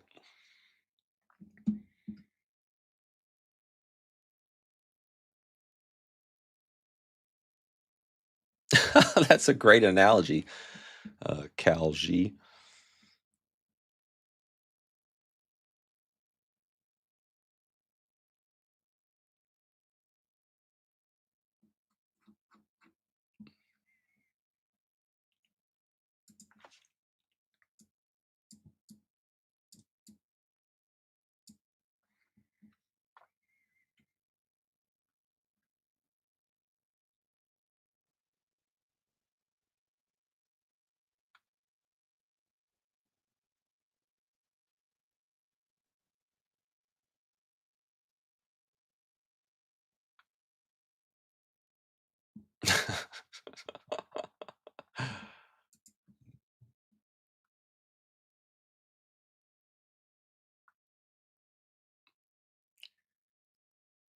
My friend had written the perfect country and western song.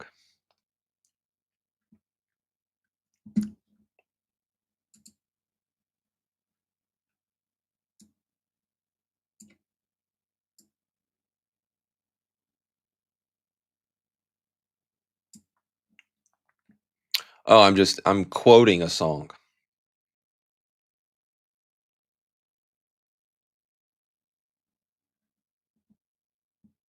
Steve Goodman wrote it. There you go.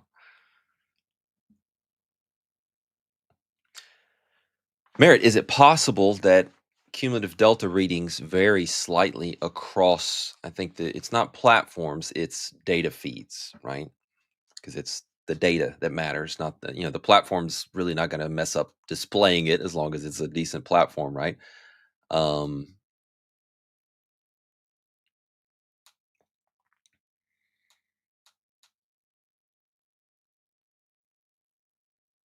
Yes, you will see some differences at times between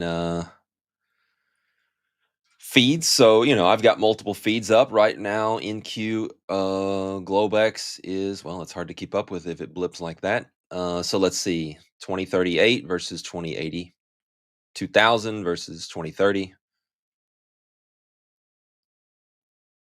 2000 versus 2027, right? Like it's about 30 contracts difference, which is nothing. A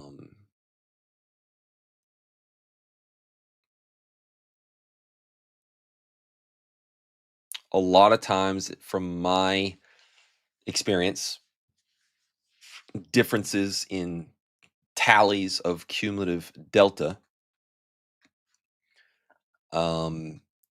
come from right at the Globex open. You'll see that initial, for whatever reason, that initial flurry, if you think about how futile 30 contracts is, right? It's nothing.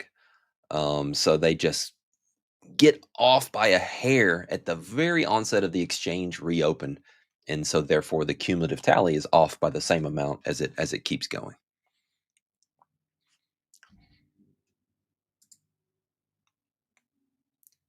between kinetic, rhythmic, Sierra data, CQG,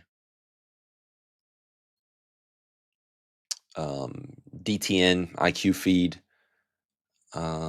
between all those, you're going to get good raw tick data, raw cumulative delta reads.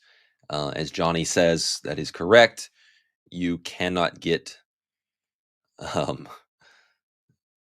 delta on TradingView.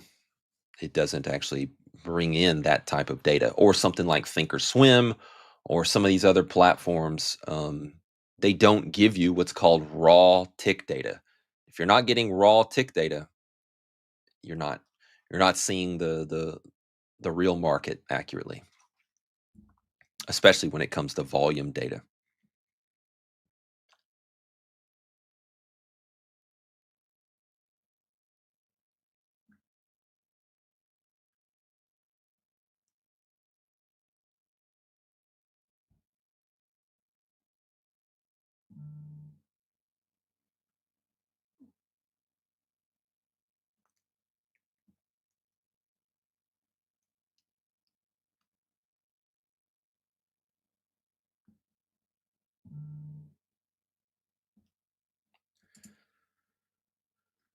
I would love nothing more than to talk about that.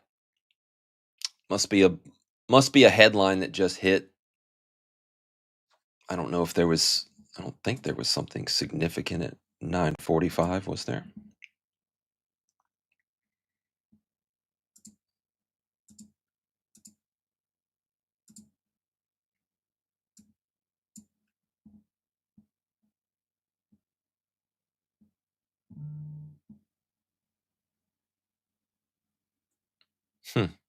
Maybe not. Maybe I don't see anything. Anyways, would love to answer this question. Let's go. Oh, okay. Interesting.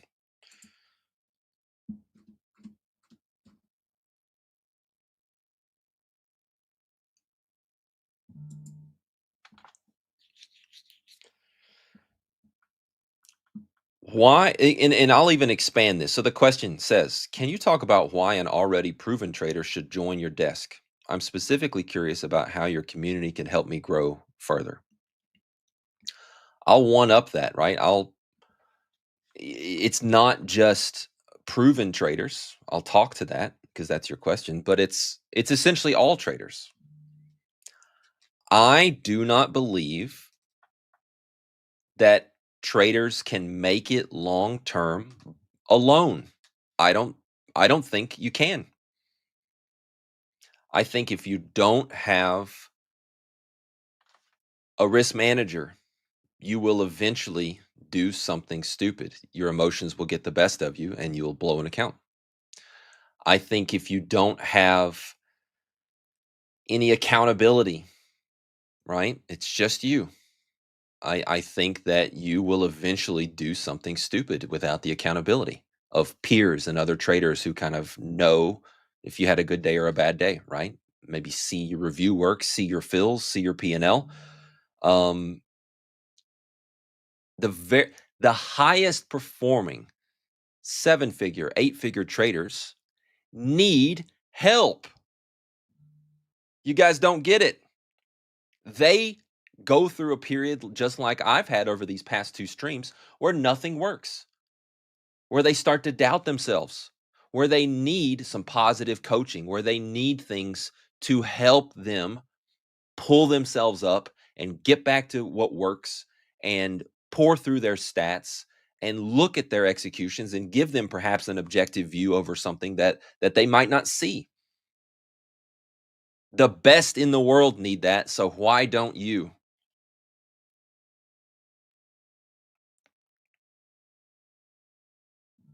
The best tennis players, the best Olympic athletes, they all have a team around them, guys.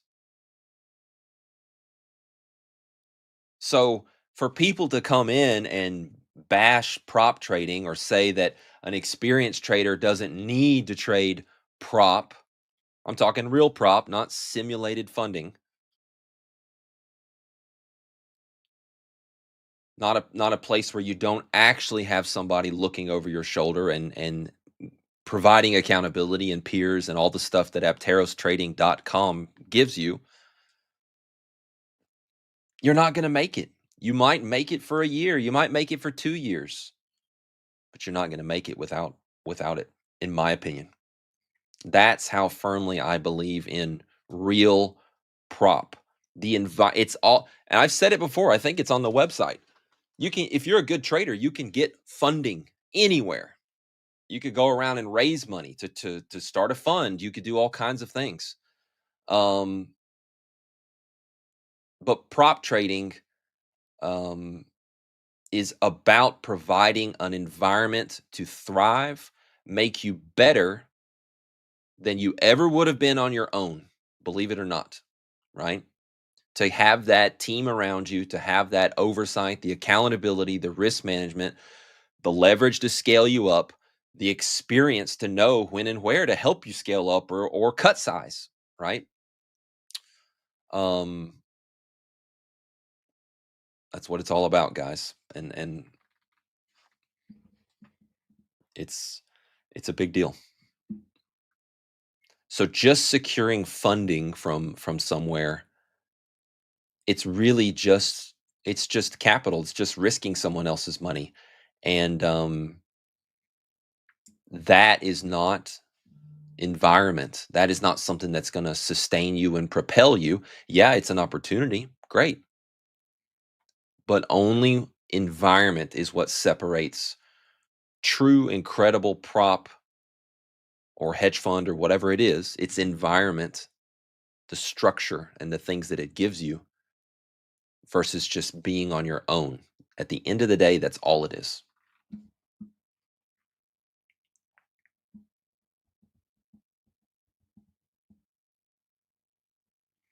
There is no community for people who are just going through the tryout for us. And if we did decide to open up a Discord for that, it would not be a real positive, good thing. I've seen it time and time again. A random chat room. You guys are awesome. It's great the conversations we have here and things like that. But a random chat room is not ever going to be up to the standard, right? You have to draw a line somewhere, and some people are in and some people aren't. So you get access to our desk community and our desk manager and myself when you pass our tryout, when you get onto the desk.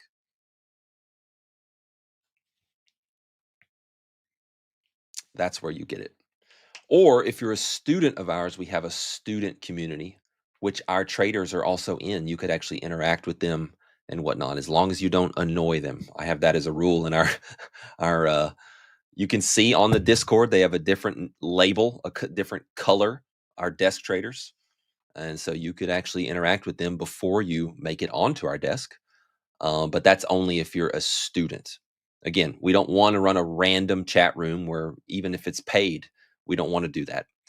If you're studying how to trade in a NADRO style, and that's a part of what you do, and you're a student of ours, we want you to be a part of our Discord community. If you're a scalping student of ours, we want you to be a part of that community. So eventually, I think we will have a physical office in Nashville, Tennessee.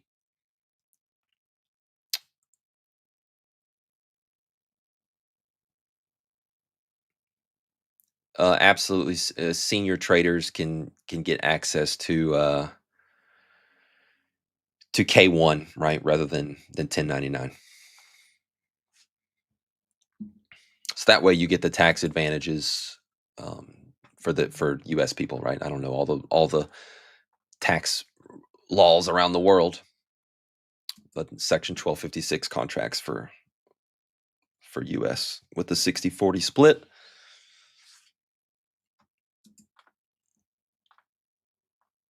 But not for junior traders. Junior traders are independent contractors and 1099.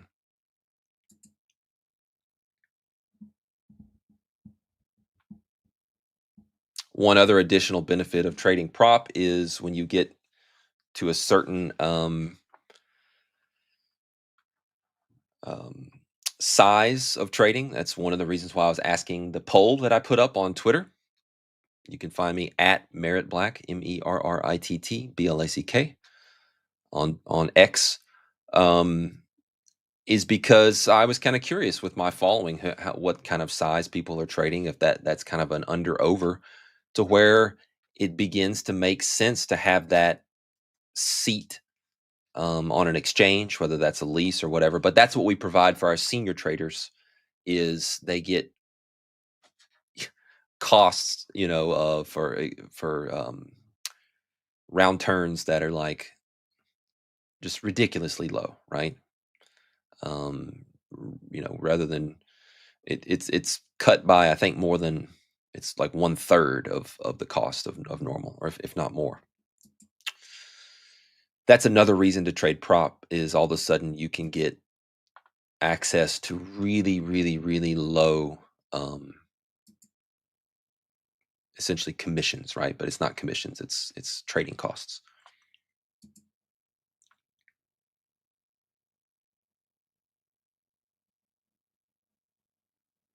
No, I for a while I paid out of pocket for all junior traders' commissions, everything, all their trading costs. I no longer do that. We've kind of grown to where we have a lot more junior traders, and that was becoming quite the expense on my books.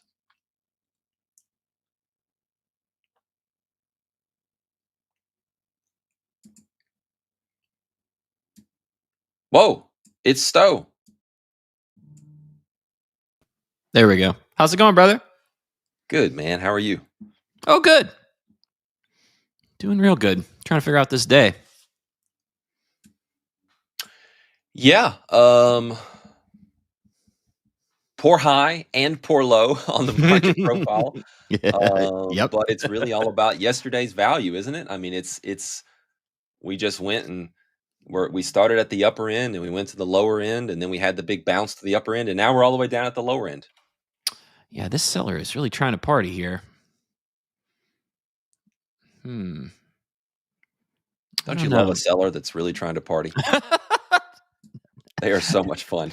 They are so much fun. I mean, I love them until they give up out of nowhere, which is typically what a seller does to me. So yeah, I'm trying. I mean, we're at the monthly VWAP, which is, I mean, we're only 8 days in, but that's kind of time enough to look at it. I don't know. When do you start to look at current month stuff and things like that? Do you give it? I look at it as soon as it's not repetitive, right, with the other neighboring period, right? So as soon as the weekly differentiates itself of the second week of the month, and then you have the month, which is now comprising 2 weeks, they're unique, and I start to look at them. Now, a lot of times on a really, really dull sideways market, they don't differentiate very quickly, because the value and where the volume weighted average price is, right, and the amount of volatility there is not really changing, so they don't differentiate a ton. So that can be kind of taken into consideration. But yeah, I think the rule of thumb is, as soon as they are truly unique in terms of the math, the numbers that are going into them, they're good to go. Cool. Okay. That's good to know. I'm going to put that in my notes too. Just for those of you at home, for example, during the first week of the year, you have yearly VWAP, quarterly VWAP, monthly VWAP, and the weekly VWAP. It's all the same thing, right? So it's just, we're just saying, when you start a new quarter, a new month, all these kind of things, it's that constant thing. When are they unique? When are they different? Yep. You in a trade or anything? You picking off these lows? No. I tried to. I took 2 trades today.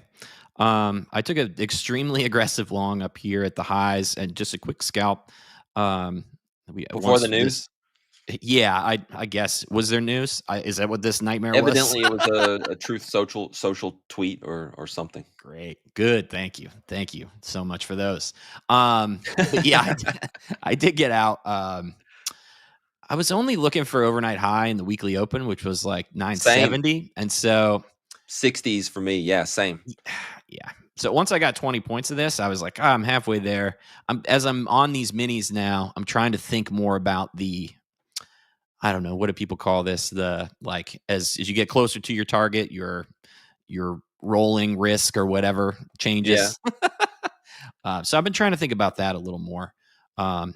There's a fine line to that logic, right? Right. So Yeah. technically, like someone who's a purist with that logic, as soon as you get more than halfway to your target, you should exit the trade. Right. Yeah. But what those people fail, I think, to take into consideration is the other half of the expectancy equation. Okay. Win percent. Once Yeah. you get closer and closer to the target, the theoretical win percent of that trade of what if you put yourselves in 100 trades where you're 10 point NQ points away from your target and 100 NQ points away from your stop, what percent of those trades are going to win? A lot of them, right? Right. So Yeah. as risk reward gets worse and worse as a trade works, right? I don't disagree that that's true, but I think that all those guys out there who are just all about, oh, the risk reward skew is gone now. They're not taking into the other side of the coin, which is the win percent of that new situation as it goes. So therefore, we need to talk about edge of the situation, not just risk reward, not just win percent, but the full package. So anyways, I've got a strong opinion on that, but I think that for me, there's a threshold when you get within a certain proximity of a target. You want to go into don't be a D for a T type of mode, and you do want to protect that skewed risk reward that's no longer good anymore. And so that's when you kind of tighten trails or scratch out if something looks really wrong or whatever. That's my take on it. No, I'm glad you said that because I haven't figured out, I haven't done the math part. So, anecdotally only, but only I would psychos imagine do. as you get closer to, yeah, right. So like your risk reward your RR is going down, but your win percentage going up in the same ratio. So it's like, it's kind of just a fallacy then that the closer you get, okay. I think so. And I'm not the smartest guy in the room ever. Okay, no, so yeah. Let's make sure I could be wrong, but that is my opinion, man. All right, cool. All right, great. Well, I'll stop thinking about that as hard then.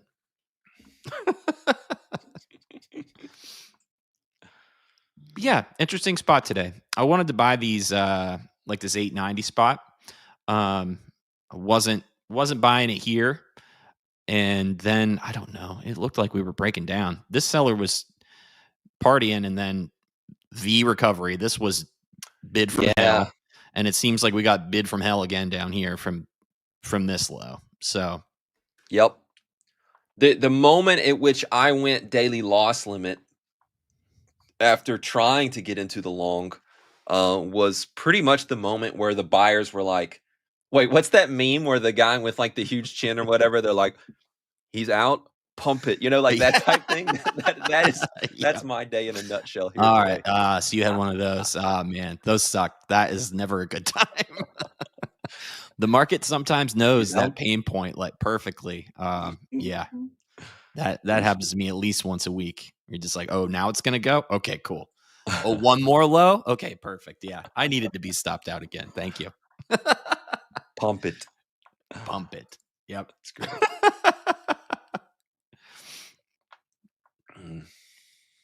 Oh, okay. So it's all about tariffs. We're just talking about the new deadline. How is this still? I don't know. Isn't the market supposed to get tired of the same headline moving markets and then eventually it stops moving markets? When is this going to wear itself out where these tweets don't hit the tape this hard? Yeah, I'm curious. I haven't even really looked. Let's see. I just know Tracy was talking about them kicking the can on the deadlines again. I assume that's what it is. So I see one headline that says Trump says no extensions will be granted. So is that at the end of this extension? Merritt, it's an extension within an extension.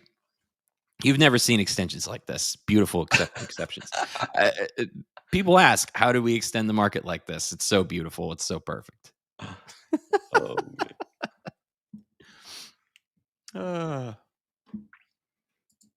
Oh, shoot. Sorry, I got to share my screen. I was holding Merritt hostage here for a second. There we go. Sorry, Kevin. My bad. Okay. there he is. We got that new we're on that new platform, so I don't know what I'm doing right now, Merritt. I'm back to zero on my learning curve with this streaming world.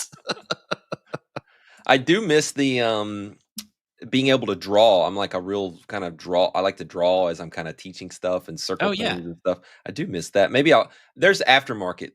Like I could get like something on my own to draw with and stuff. Maybe I'll do that.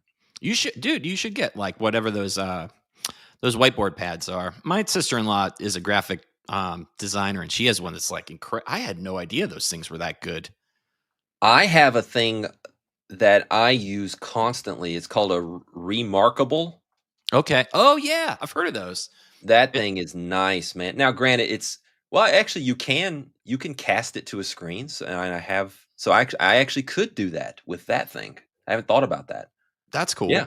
Does it like, so you can make, because I still like to write. So you Yes. make like actual notes and then it saves that as a It digital is document. a digital journal, right? It's got a nice little leather Sick. case in it, and then it looks like a Kindle. So it's touch screen and whatnot. Oh, And cool. you can just, do all your notes, blah, blah, blah. You can change colors, you can highlight, you can send something to a Google Drive, you can email, you can screen share it. But it's, I've got stacks and stacks, as I'm sure many of us do, of moleskin journals from trading and from songwriting and all kinds of things, right? So Yep. it's kind of like I really enjoy the tactile like writing, but it's nice to have everything accessible from all my devices and everything like that, rather than like, at risk of burning up in a fire, right? So Yep. We're still unpacking from like a year ago when we moved here, and we're getting to the stuff that we don't really need ever, Right, obviously. But we found I have managed to save all of my, I was writing songs when I was like 13 and 14, and I still have those notebooks, and we dug them all up this weekend, and it was really funny. I'm like, now that I have a kid, I'm going to show these to her someday, and she's going to make fun of me so hard. Yeah, man. That's I managed to drag those around. nostalgia. That's my greatest accomplishment, is not losing those, Merritt, I think, in my life so far. That and rearing a child. Yeah. Well, I mean, my wife's better at that than me, and she obviously, my kid gives me a run for my money. So I'm not sure I'm winning that yet. I haven't put that in the W column. Willow might be winning that right now. Good parenting, I think, oftentimes, like good trading, it often doesn't feel like winning in the moment, Yep. It's also best as a team sport, like you said, with your you have to have radical accountability from somebody else. But no, you were dead on about that. I don't know. You can't get anywhere in this dumb game without radical accountability to begin with, and I'm lucky enough to have found that with like Leo and AJ and XY and those dudes. Yep. Just because you can get into a weird world where you're just lying to yourself about your own returns, and that's not good for anybody. That's right. Yep. Very easy to do that. But if you can set up that, you can find that group of peers that you have to tell the truth to all the time, it will change not just your trading, but it'll make your life better, I think. 100%, my friend. Are we going to meet up in October? Am I going to see you in October? Oh yeah, absolutely. Sweet. I'm looking at, I mean, I'm gonna make XY go to a casino with me. So I'm already looking at rooms, Merritt. I'll send you the casino rooms once I get the block figured out. All right. Sounds good. We can party on. It'll be great. Sweet. I don't know what Delhi's planning on doing, but some of us are going to be at a casino, and it's going to be okay. I will dabble. I'll bring my sticks too. We got a place. Florida golf in October that's the sweet spot for me. Yep. It'll be good. Awesome. Well, thanks, All right, brother. dude. Well, good luck today, man. Thanks. We'll see what we can make out of this seemingly balanced day. I don't know what it's trying to do. Yeah. All right. Peace, buddy. I'll see you next week. Yeah. See you, chat. Bye. Sorry, Sav. I see you saying you can't see your charts yet. It's my fault. I'm a dummy. I didn't click the button. Good morning, chat. Good morning. Good morning. Good morning, DZ. Good morning. Good morning. Good morning. Extenception.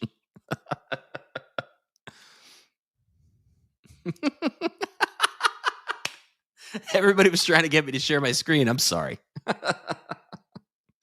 I was talking to Merritt. I was looking at charts. I didn't know you guys couldn't see the charts.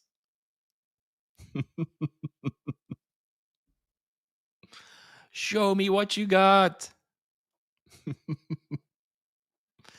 So yeah, interesting day today. This momentum scalp was pretty good. And then, just got stopped down here. I thought this was a good bounce and it needed just a little bit lower. So I got stopped out to the tick down there. Let's see. Not too bad. 52 and it went to 42. So I guess that saved me 10 points. But now we're cruising on up. This 920 spot was a super annoying contentious point yesterday. Like all day, I feel like. So no surprise that that's being a pain today. It's also the 5-minute OR mid. And, that thing gets sticky. We spent a good bit of time below it.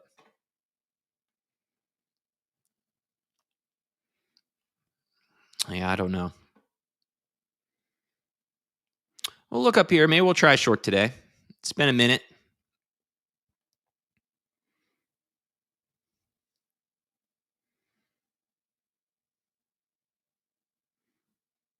Yeah. But let's go back. We'll look at our full session and see. I think need to fix my range real fast. I don't know why this disappears sometimes, and sometimes it is fine. We just got to come in here and change the color for some reason, and then it's happy again. I don't know why that is.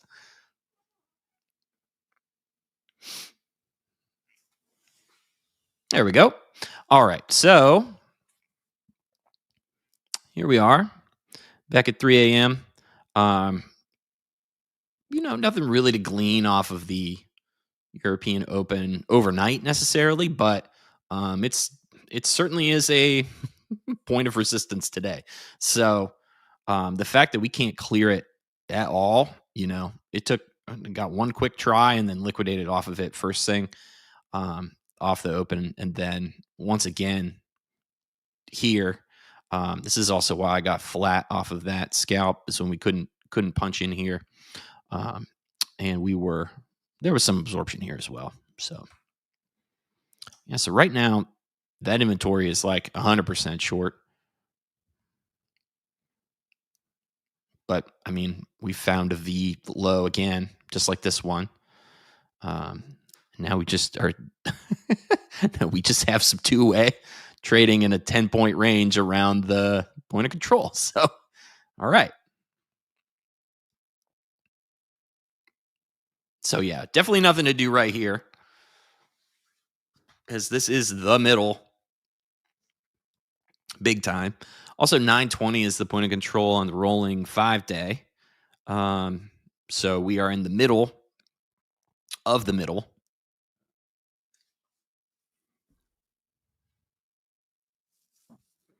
So yeah. Hey, Tracy. Good morning. Good morning. Good morning. Good morning, Firmament. Good morning, DZ. Good morning. Good morning, Drunk Radish. Good morning. Okay, thanks, Sav. I was just too excited to hang. I just get in the, I don't know, I just get in the zone.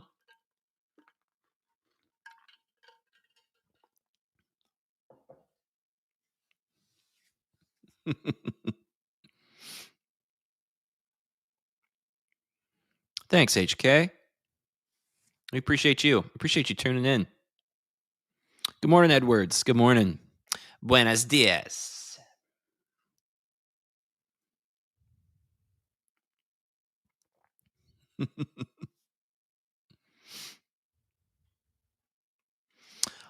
Big Capadon. These labels are all generated by an OFL study, order flow lab study that's just called MGI, and this is just market generated information. And you can plot whichever ones you want. These are the ones that I like to have. I like a couple more, if I'm being honest. I like to have a lot of lines on my chart, but for the sake of the viewers, for the sake of you guys, because you are my top priority, I limit the punishment of what is on the screen to just a few. Rockstar asks, "Hi Stowe, do you trade aftermarkets? What are those?" So probably not, because I don't know what you mean. But what are aftermarkets? Yeah, it's an add-on. Big Capadon. Yes, Jay, it would. We are working with some folks to make that possible. So just so you know, I hear you. I'm working on it. I promise. Going to do everything I can.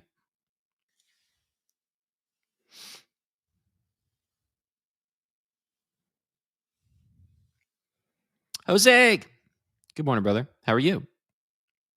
Oh, Asia session. Yeah. I call that Globex, but I've never heard it called aftermarkets. But yeah, I trade Asia sometimes.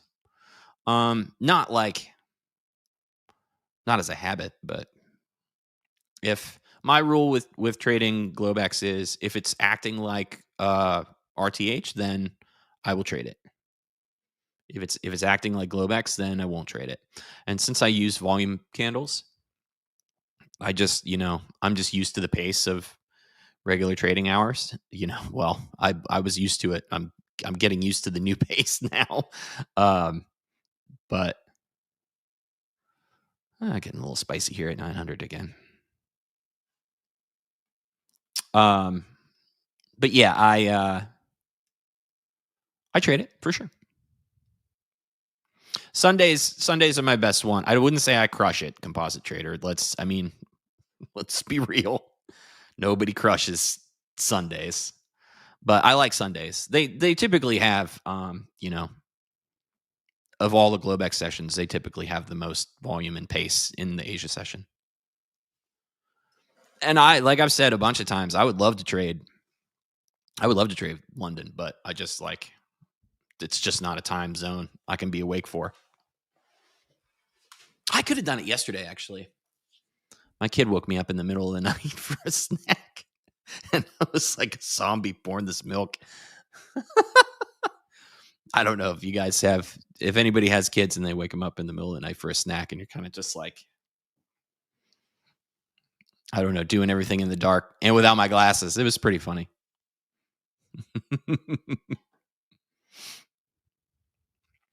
Yeah, it's slow for sure, but if it's not slow, sometimes there's a really clean move in there to take. So it's worth looking at. I'm trying to see if we get to this. We're at the VWAP right now from off that low, but seller's really coming into it. I'm just trying to see. That was a good reaction. Got to get back through this view up.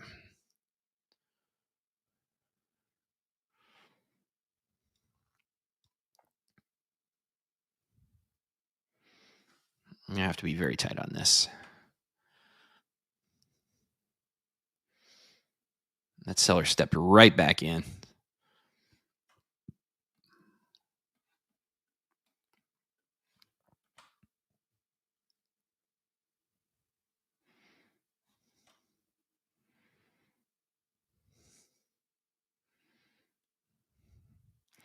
Been liking I like this 890 spot pre-market too.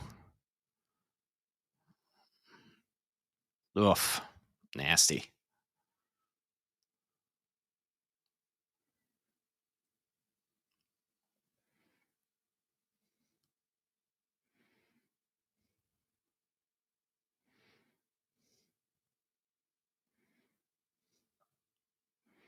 Well, maybe Saved by the Bell. Let's see if we can get back above it now. I'm just going to take this.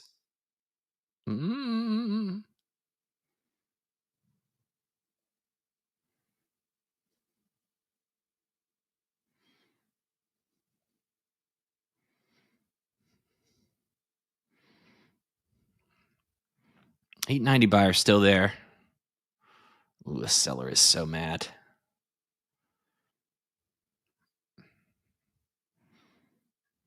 See, I'm leaning on this.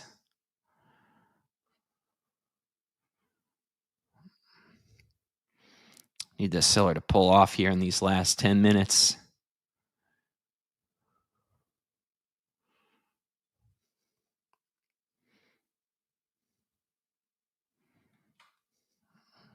So I'm just keeping an eye on the tape here.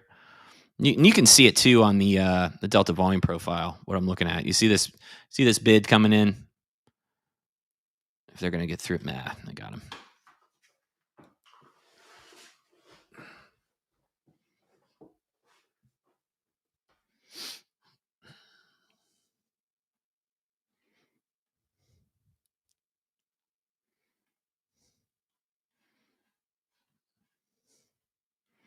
There's a lot of MGI here too. This is the previous month close. This is the previous day close right here. Let's see if we can hold this. Also, the month open is down here too at 868.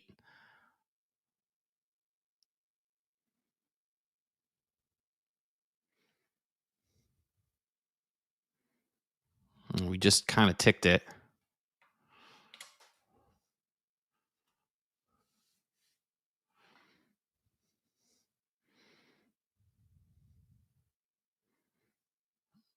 I need to get out of this.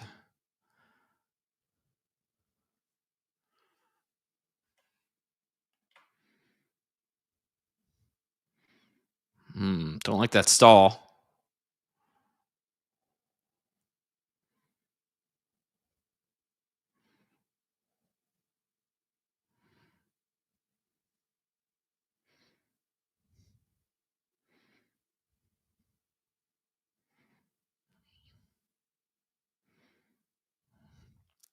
All right, 8 minutes to go here. This seller is walking it down.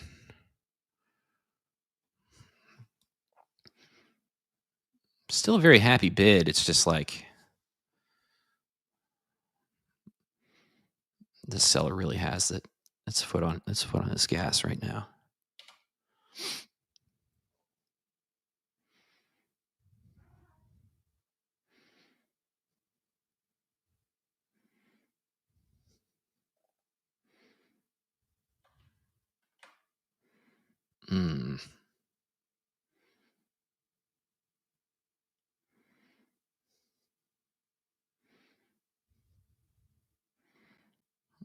Not loving it.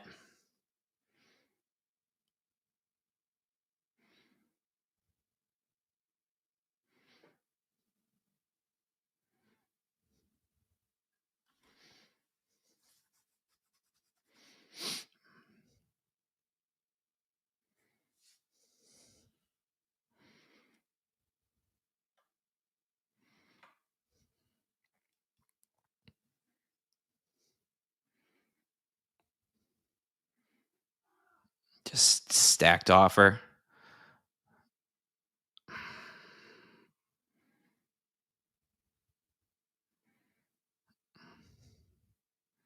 I need to see a little bit of bid come in here. I'm not seeing it.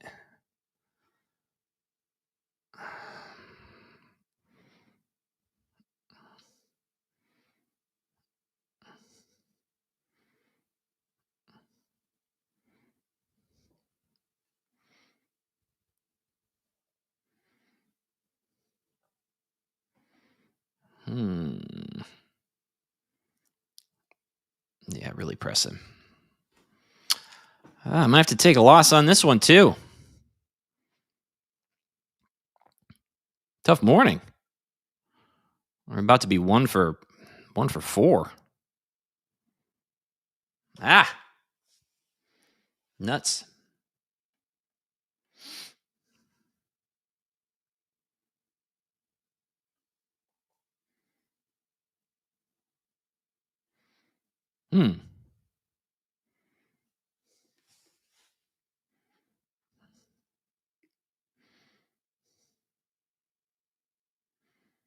Yeah, big offer on that. Let me see what ES is doing. ES is at the lows too. It's coming down at that. ES is at the previous month high.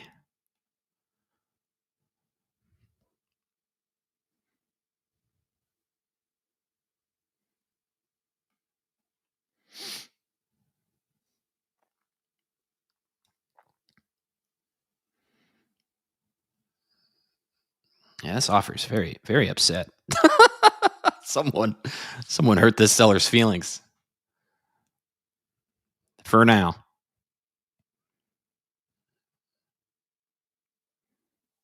I need to be back above this 868. Thanks, Jim. That's the Mendoza line. All right, Mendoza line's 200. I'm happy to be above that guy. Here it comes. He just needed to stop me out.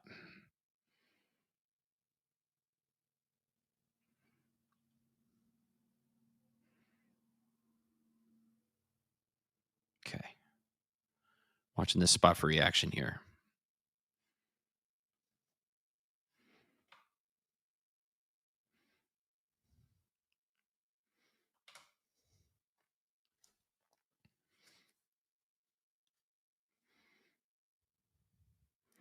Such a busy place, this monthly open. So we got the G line, which is the weekly open. And then what I've decided is called the double G line. Oh boy, that was a big seller in there at the 70s. Did you guys see this come in?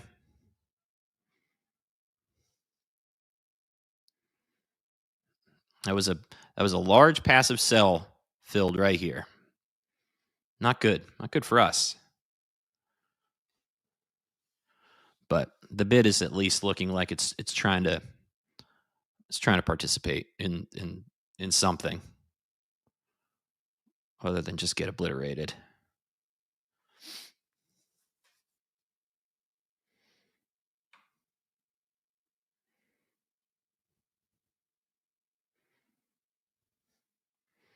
So we got 3 minutes to the turn here.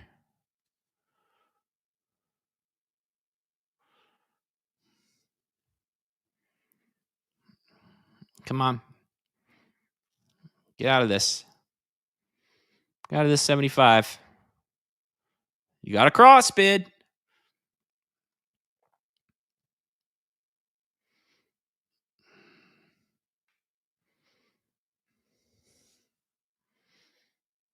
They're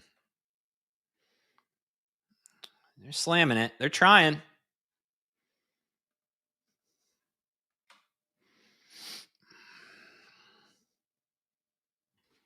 This is just one of those, again, trades that sucks to be in. I feel like I've been in a lot of those the last couple days.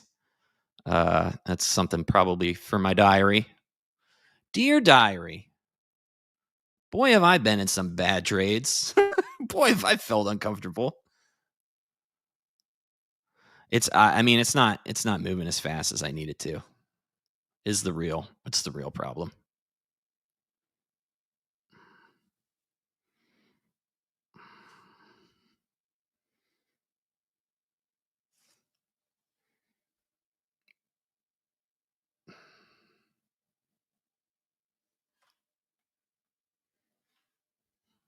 Oof.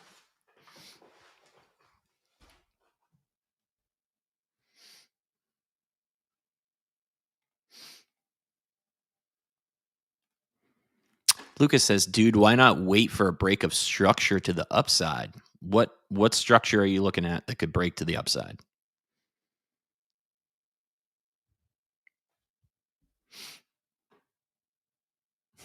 No, it's not for Tintin. Didn't show me anything. Yeah, this monthly open is just a nasty spot to be.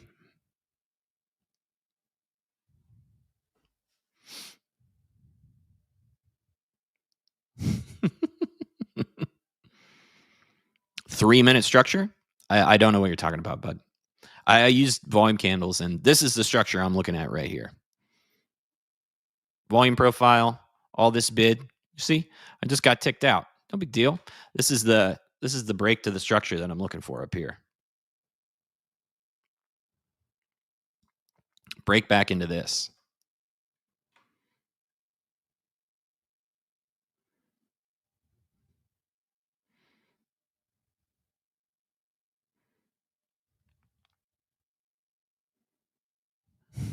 I wish I could ask her. Yeah, baby, I wish I could ask her.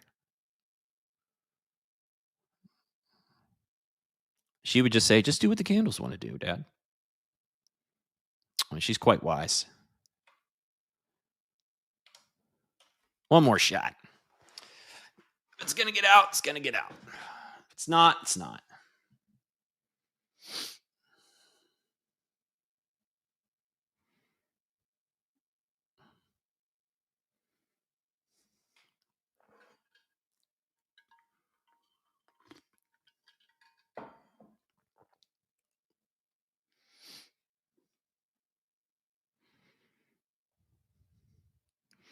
Yeah, I mean, sometimes it just be like that, you know?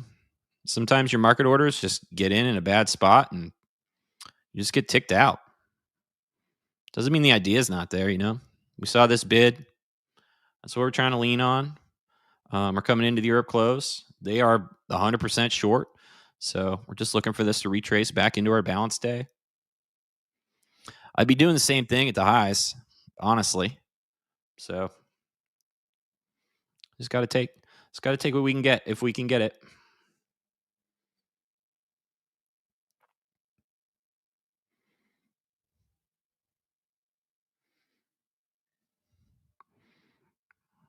I don't know. I don't like it stalling here at the previous day close. That's for sure. Touch more.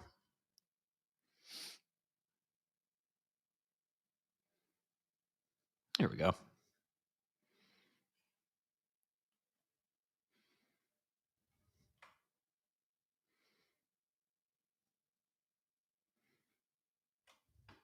Oh, whoops. Sorry, I forgot my thing.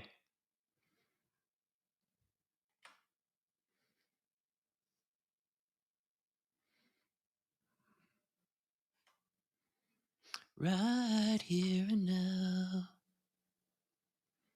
Ooh, we got close. We got close to that filling.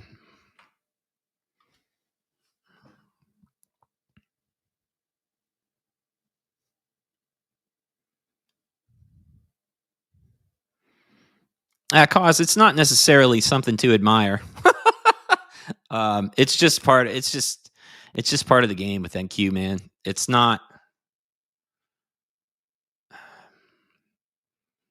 You just can't really get too into your feelings when you take a loss. So that's just part of it. NQ kind of beats the idea that like you're wrong into you enough times that you just kind of it just flows off your back. That's when I'm trading really well. It's just like, yeah, whatever. It's fine. Is the idea still there? Let's hit it again.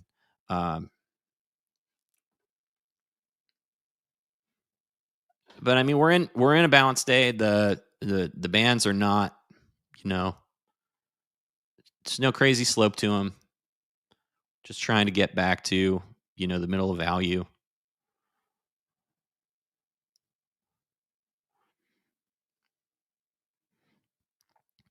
And that big offer that was chasing it seems to be at least gone for now.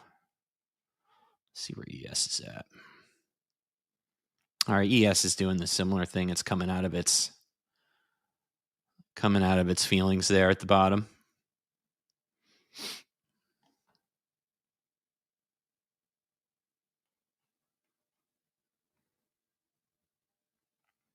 We had a pretty big day yesterday, so I'm not surprised that the market is coming back on me a little bit. I kind of come to expect that, so that helps me lower my expectations a little bit and actually do that as kind of a mental exercise.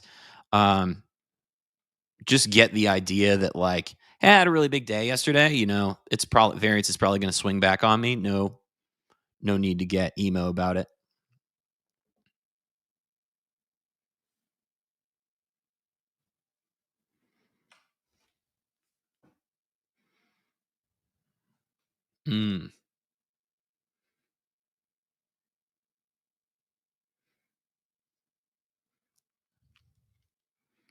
That's the bid I'm talking about. That bid. That's the bid I want to be friends with.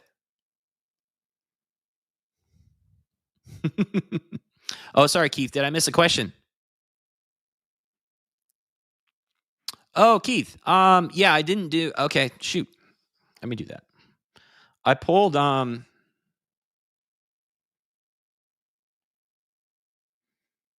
me see. So, let me pull that filter.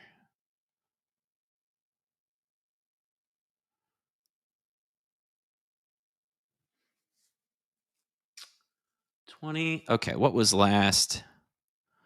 All right, last week was the 30th through the 4th. Okay.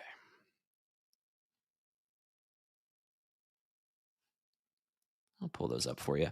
I did post them on, I think I posted them on Twitter, but thank you for reminding me to do this on here. There we go. 30th through the 4th. Generate. Cool. I find my snipping tool.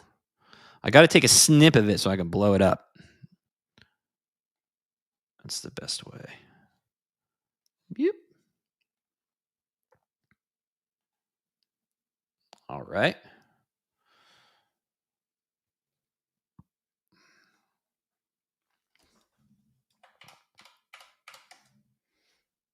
All right, here we go.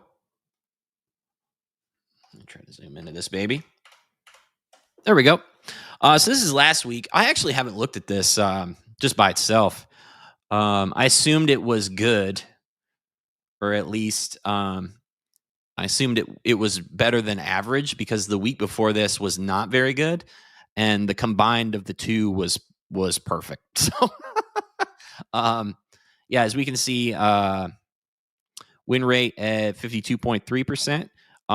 My win to loss ratio though is 1.58, so that's high, which is good.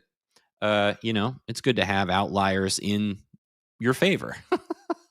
But yeah, took 65 trades. Holiday week, I still think I traded 3 days. So whereas my old average on 3 days would be, like 120. So we're working with 2 lots instead of 4. So this is about, I'm on a similar pace that I should be on. And yeah, nothing really to write home about, but there she is for you, Keith.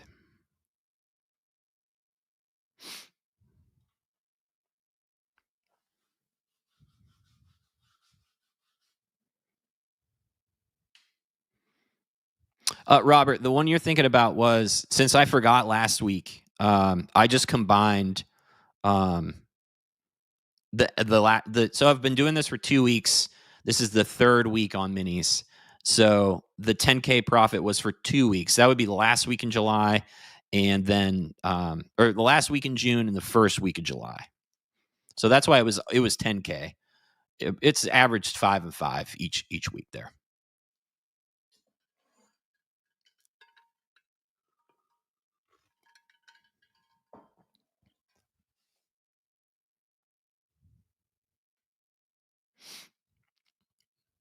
Hey, XY, morning, brother. How are you?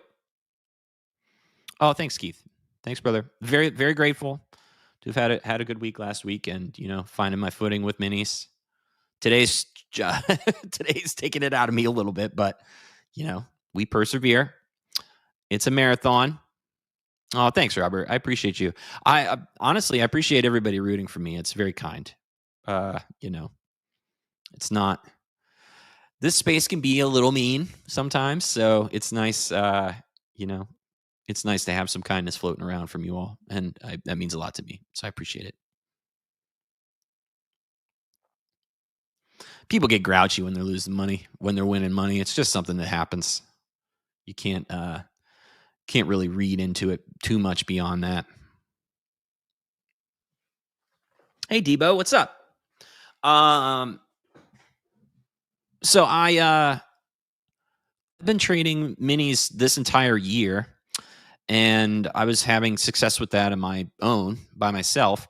And then when I came on to the show, I switched. I wanted to do a cash account, so I switched to micros, so I could be trading, my own cash and then show the stats from the cash account. But I don't know what happened to me, but it's some mental game weirdness came into play there and decided that it was going to throw me for some loops, and I ended up not trading micros very well. I don't know why. I don't know if it was because I was trying to get, too much off of runners because I had 4 lots on instead of 2. I'm not going to be a D for a T trying to get the view up here with this. So I'm taking one off there for 12 points. We'll see what happens here as we close into the noon. But yeah, so I was just like, well, I mean, trading minis is working well for me by myself. I need to figure out a way to do that in front of everybody and just get back to this 2-lot strategy that I've been, kind of used to.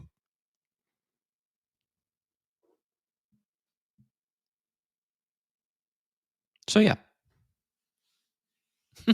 Thanks, Jim. Hey, Jim, what's up? Dad's in the house, Mr. Scalpert. Good to see you, brother.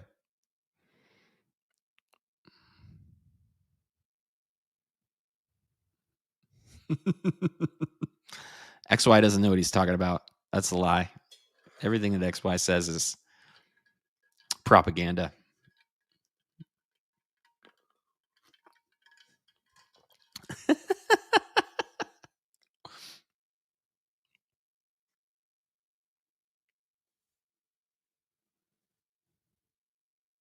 Well,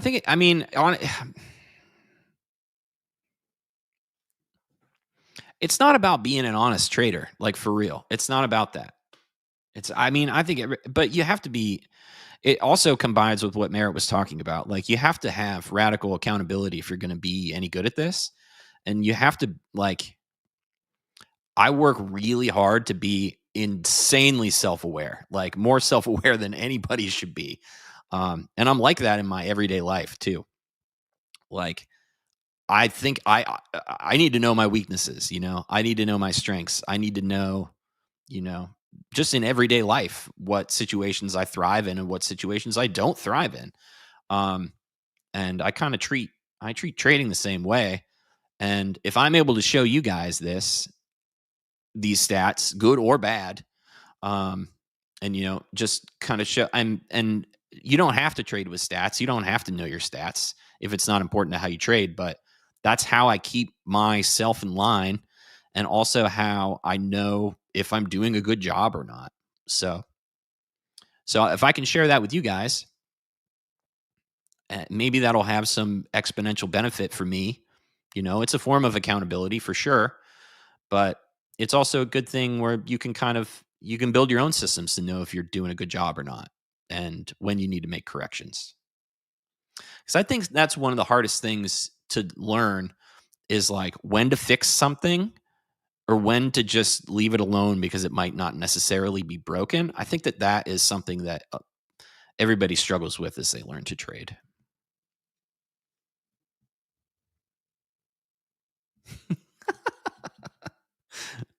XY's got some rants planned.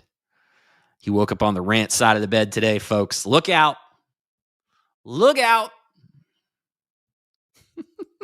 Yeah, I'm stoked to trade with XY later. That's my, I love trading with XY. That's no secret.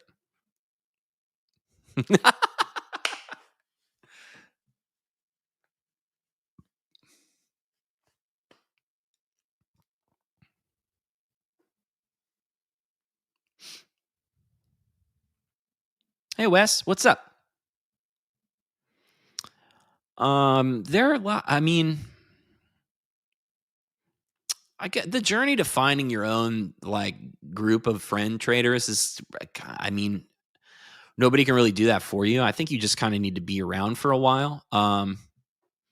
Deli's got a free room. You could just join Crudele's free room and, see if there's people in there that are talking about the same sorts of things that you talk with. There's lots of ways to find, peers that you can check yourself with. I'm very lucky to have my group that I have. Wouldn't trade them for anybody.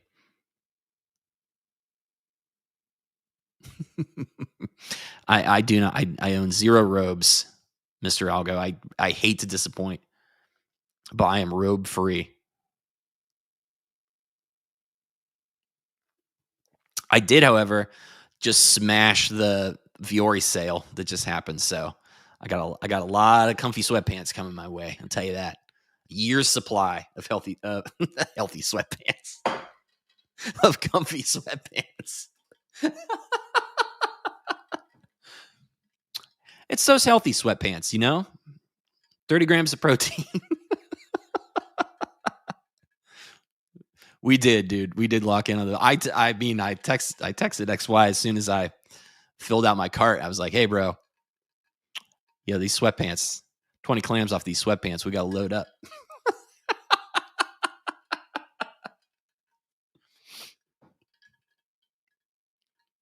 There we go. There you go, Mr. Bid. All right, see what happens at this VWAP. Now, on a balanced day, which we're kind of working on, as you can see, it's been pretty indecisive. You can look at the VWAP band and just see this bit of a mess. It's just kind of reflective of this. I mean, this is some pretty heinous chop right here.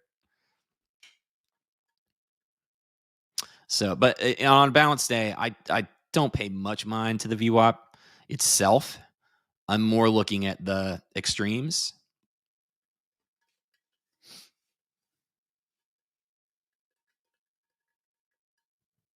I mean, that'd be cool. Albu trades win OFL sweatpants.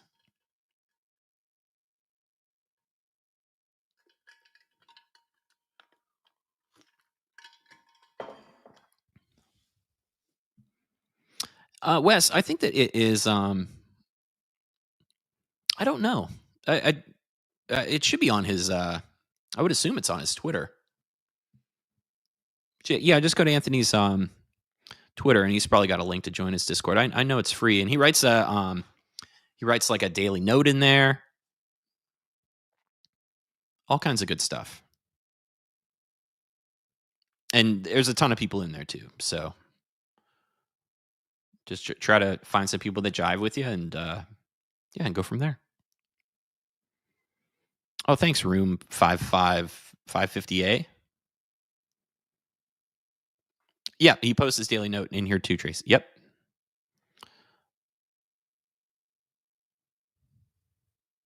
Oh, thanks. Yeah, room 550A. That was one account. I got it. I started it in April. First week of April is when that became, a funded account. So I've been working on it for a while. I personally have found it's easier for me to just trade one account as opposed to mess around with Copy World. It's just like I don't know. It's more of a distraction to me than anything. So hopefully never, Firmament. Hopefully never.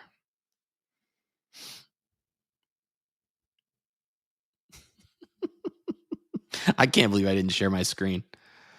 I work so hard to not do dumb things like that. I really do.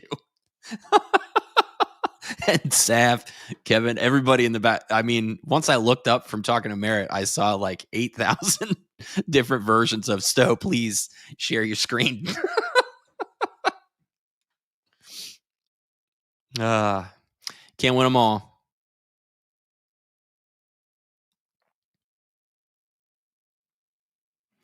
Is there anybody in the chat that has like, any like, do anybody else have this level of accountability that Merritt was talking about? Do you have friends that you're super honest with? How do you folks approach that?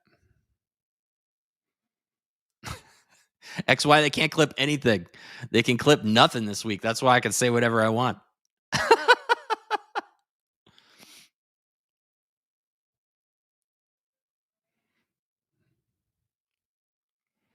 All right, Lido, that's cool. Hey, you can be accountable to us. You can, you can tweet at us if you want to tweet and talk about how your week went, up or down. If you need to share that with people, you can share it with us.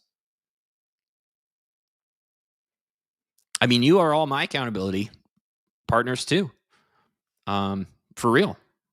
And this show is that much of a benefit for me, honestly.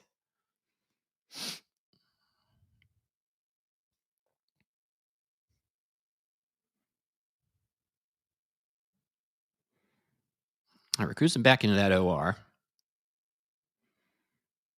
This is some pretty grindy buying.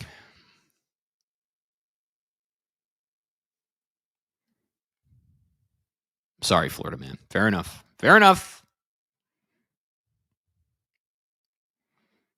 Oh, Trump's talking. Cool. That always ends well for me.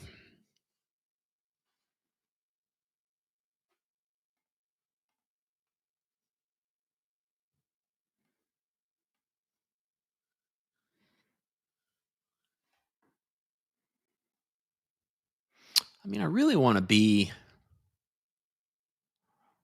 This price action is so gross. I mean, just look at this. Look at these moves. I mean, it's not even chop. It's just like straight up and then straight down again, and then straight up again. At least, I mean, this is kind of slowing down. I don't know.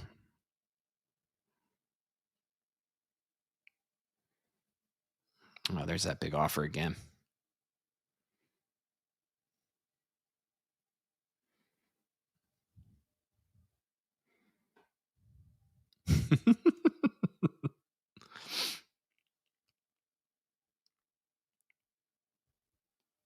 It's fine, Florida man. I appreciate you either way. Tough love. Having radical accountability in general will change the way that you operate in the world. I recommend it to everybody. If you live in a land where you can't make an excuse for anything and you just have to own everything, it becomes very freeing quickly.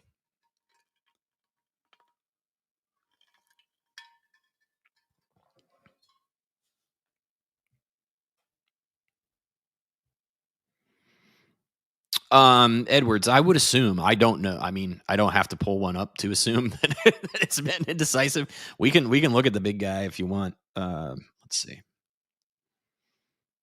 Yeah, so I mean, we're just in this big blob here. We're in the monthly band.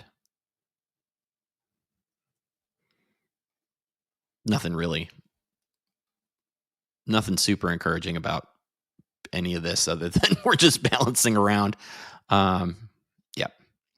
It's only Tuesday, so I'm not really looking at the weekly stuff too hard, but I mean, we'll dial into that more tomorrow. A couple good nodes in here, though. This was that node we kicked out of once we hit the monthly VWAP.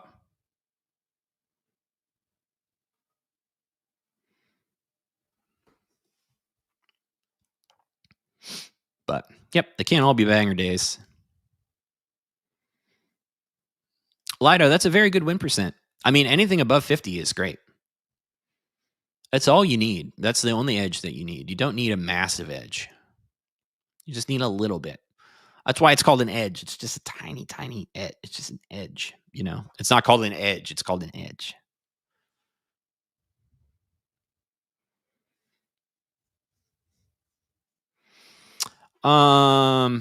Lido. I'm sorry, bud. Thank you.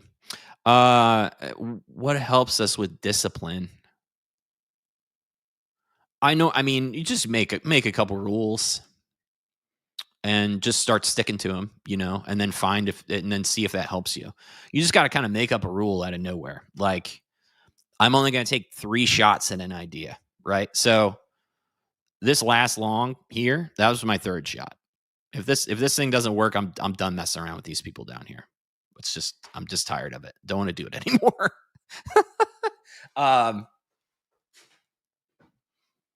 Yeah, if I'm doing stuff at extremes, you know, it looks like an extreme of a balance day, I'm not really pressing at the edges like I would normally if this profile was less balanced. What are some other rules?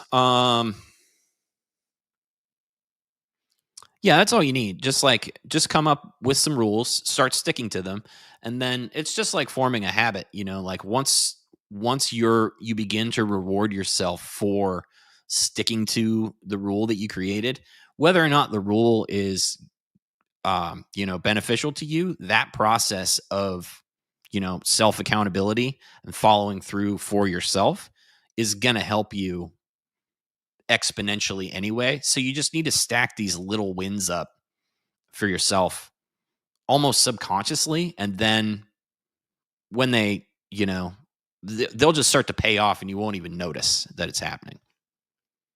You kind of trick yourself into into trading better is my best way I could think about it. There are much smarter people than me that talk about this too. So, but that's just what I do.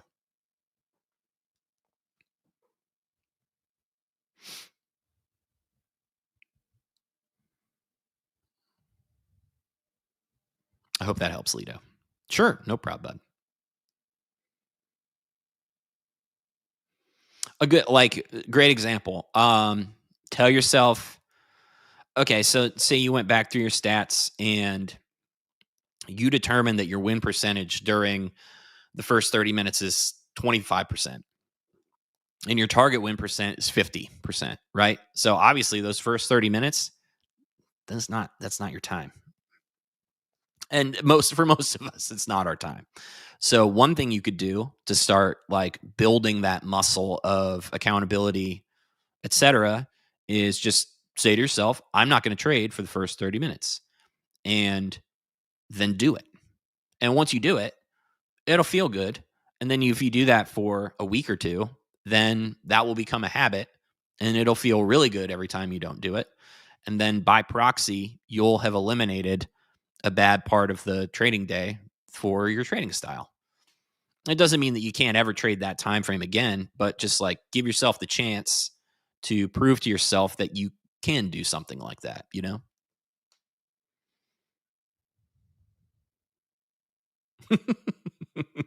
Yeah, flight here. Fair enough. Yes, there is always someone smarter.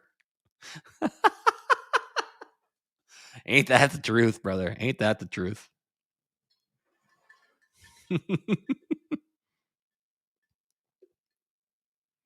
Yeah, Jay, it's a lot like sticking to a diet or like quitting something.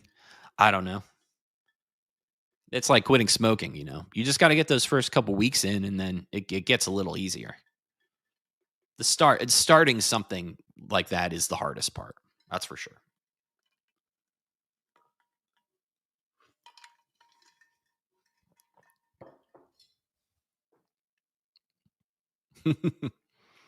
Yes, Lito, it's true. I mean, once you get the other part too is it will be helpful to the more screen time you have, the less like initial excitement is going to arise when you sit down in front of the screen. Like when you're new, it's like, okay, I'm here, I'm trading, I'm watching stuff, I'm locked in, I'm doing this, I'm doing that. That's not necessarily good for process to be like so heightened and aware of that. Once you get some of those muscle memories in for like, what are some setups you're looking for? Your brain's kind of doing those setups on autopilot. Then it becomes easier to relax and not get overexcited and do all of those things. So.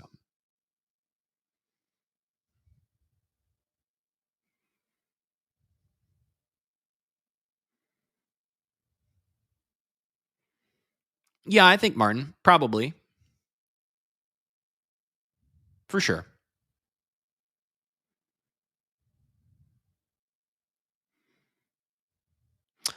Fly it here. I find I trade better if I'm doing something else so I don't overtrade. Yeah, that's also possible.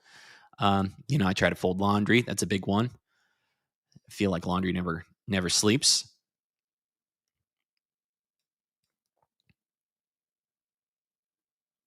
Hey, Trader Nautilus, just in time. We're about to get out of here. So I still like this as we come into the noon close. I mean, ultimately, I'm going to watch for this reaction up here at the top of the range. We've got that 920 sticky mess level is also the value area high on the volume profile for now. So I'm not looking for too much more out of this. I'm just going to watch this reaction up here at the top and then close it. But yeah, thanks for hanging. That was fun. Come back. XY is going to yell at me later. He told me. So that should be fun. If you guys want to see me get yelled at, I'll see you back here at 2:30. And otherwise, yeah, have a good lunch. And yeah, thanks for hanging. See you guys in a bit.